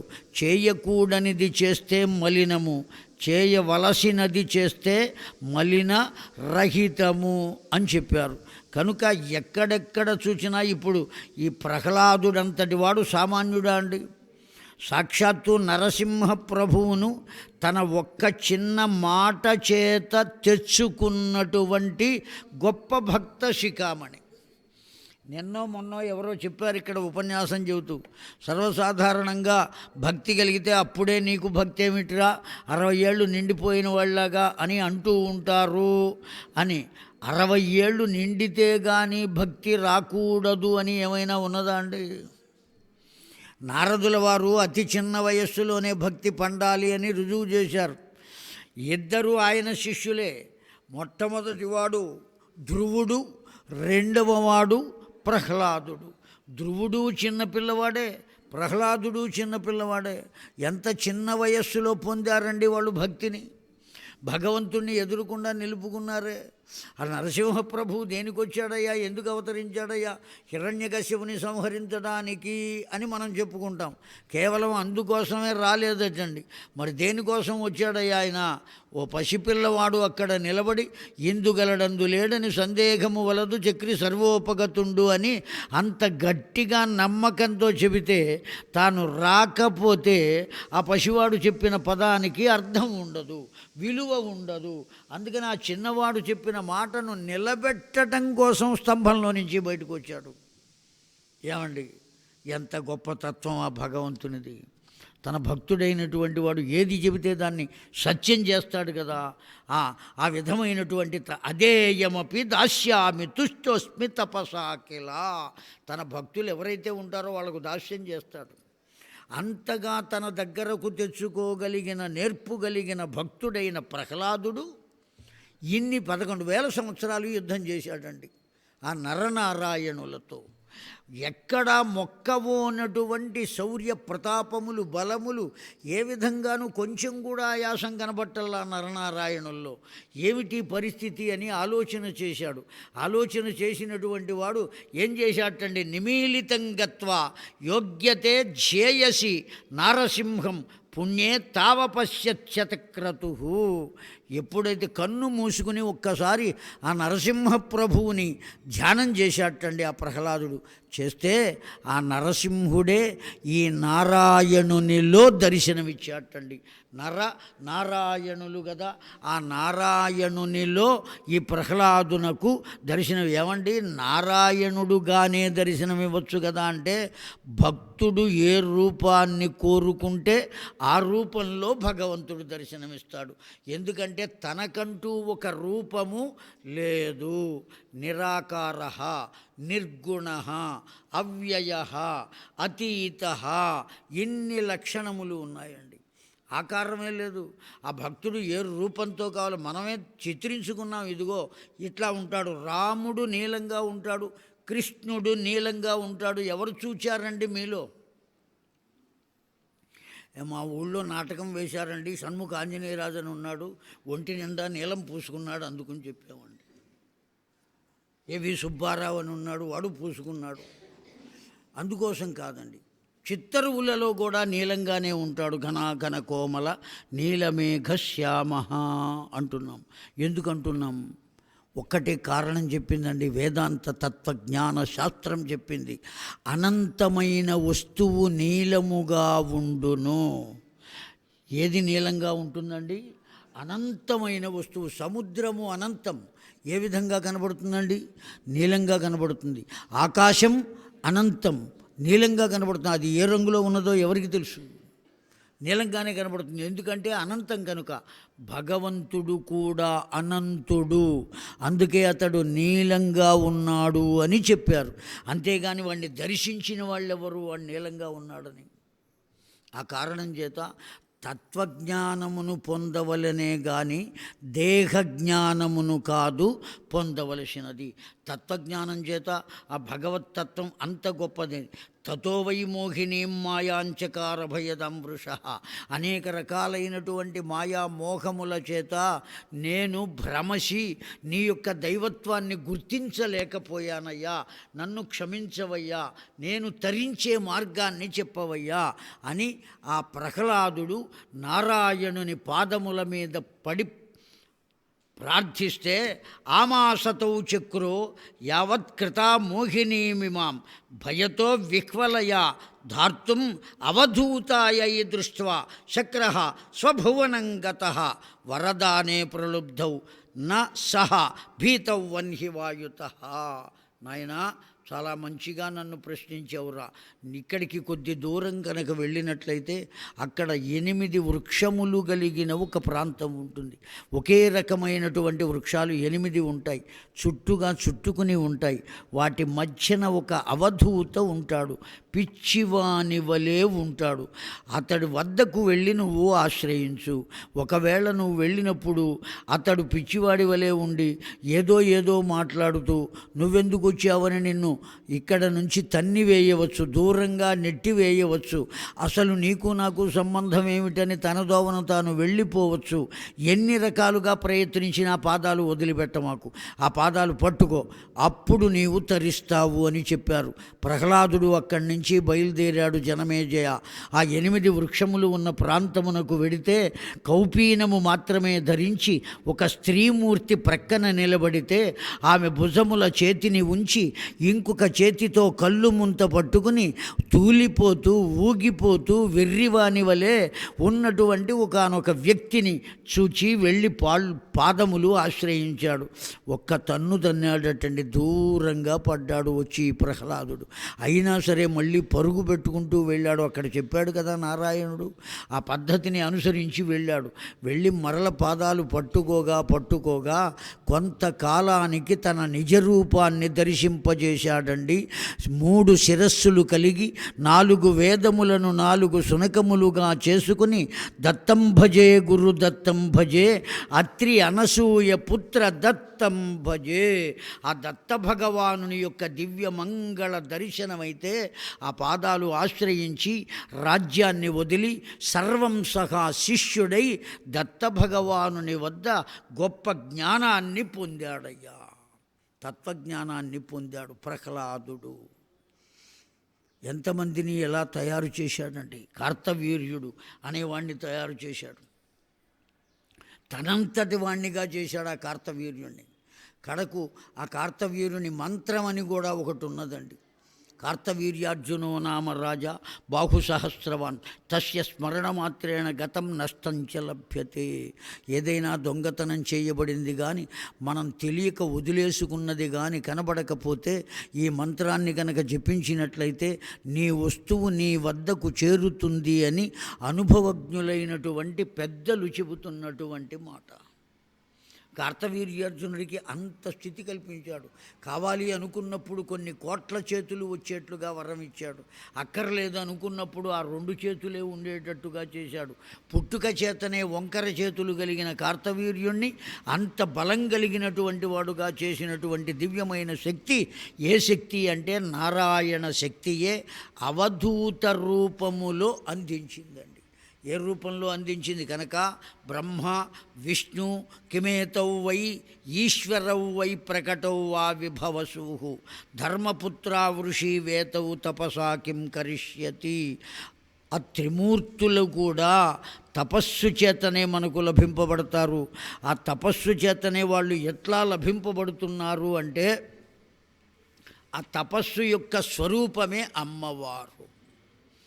ఆ కారణం చేత ఎప్పుడైతే తపస్సును మనం ఆశ్రయిస్తామో తపస్సు యొక్క స్వరూపం అమ్మవారు కనుక ఆ అమ్మవారి వల్లనే ఈ మొత్తం అంతా రచింపబడుతున్నది కనుక ఆ బ్రహ్మ విష్ణు మహేశ్వరులు కూడా అధీనమై ఉన్నారయ్యా. కనుక ఆ అమ్మవారి యొక్క పాదాశ్రయణం అనబడేటువంటిది ఎటువంటి దానినైనా పొందగలుగుతుంది. అనేక మంది ఎవరికి ఎటువంటి అహంకారం కలిగినా ఆ అహంకారాన్ని కూడా తొలగించి దివ్యమైనటువంటి స్థితిని కలగజేసేది ఏదయ్యా అంటే అమ్మవారే. అన్నిటికీ ఆధారమే. ఆ తల్లి యొక్క విషయ రచన ఎలా ఉంటుంది అంటే చెప్పలేనంత గొప్ప స్థితిలో ఉంటుందయ్యా. ఒక చిన్న కథ చెబుతా, జాగ్రత్తగా వినమన్నాడండి. ఎవరు అన్నది ఆ మాట? ఎప్పుడు చెబుతాడు అంటే సంధ్యావందనం అయిపోయిన తర్వాత చెప్పుకుందాం. అయితే ఒక్క మాట అండి, పెద్దలు చెప్పారు, ఇవాళ సాయంకాలం వదిలేయవయ్యా, ఎక్కడికన్నా వెళ్ళాల్సిన వాళ్ళు వెడతారు, చూసుకుంటారు, మరీ అట్లా పట్టుకుని కూర్చుంటే బాగుండదు. రేపు నువ్వు ఏవైనా తీసుకోవచ్చు, ఇంకా ఎవ్వరూ లేరు. రేపు పొద్దున కూడా వచ్చేటువంటి మహానుభావులు రోజుకొకళ్ళు కదా, 9 అర్థమైందండి. మళ్ళీ రోజుల దగ్గరకు వచ్చేప్పటికి ఇంకా ఎక్కువ మంది కూడా వస్తారేమో మనకు తెలియదు. ఎప్పుడెప్పుడు భగవంతుడు ఎవరిని పంపుతాడో మనకేం తెలుస్తుంది.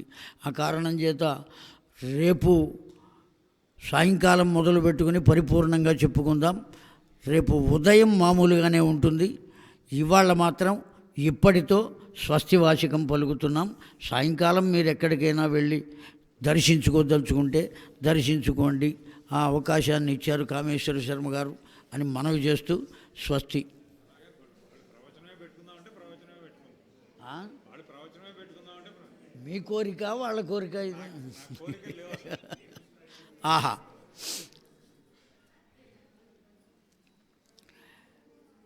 మీ అందరి ఇష్టంటండి, వారే చెబుతున్నారు. ప్రవచనమే కావాలి అంటే మీరు ఏ సందేహం పొందమాకండి. ఎందుకంటే మేము పెడతాము అంటే వీడేమన్నా అనుకుంటాడేమో అనే భయం ఏం వద్దు. నేను చెబుతున్నాను కదా, హాయిగా మీరు వెళ్ళండి, దర్శనం చేసుకోండి. రేపు సాయంత్రం మొదలమంటారా?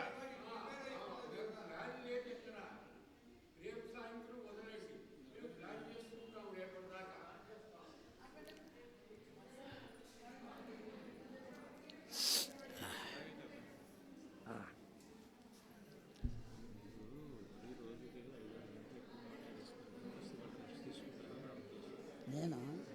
ఆహా. సత్యం చెబుతున్నా.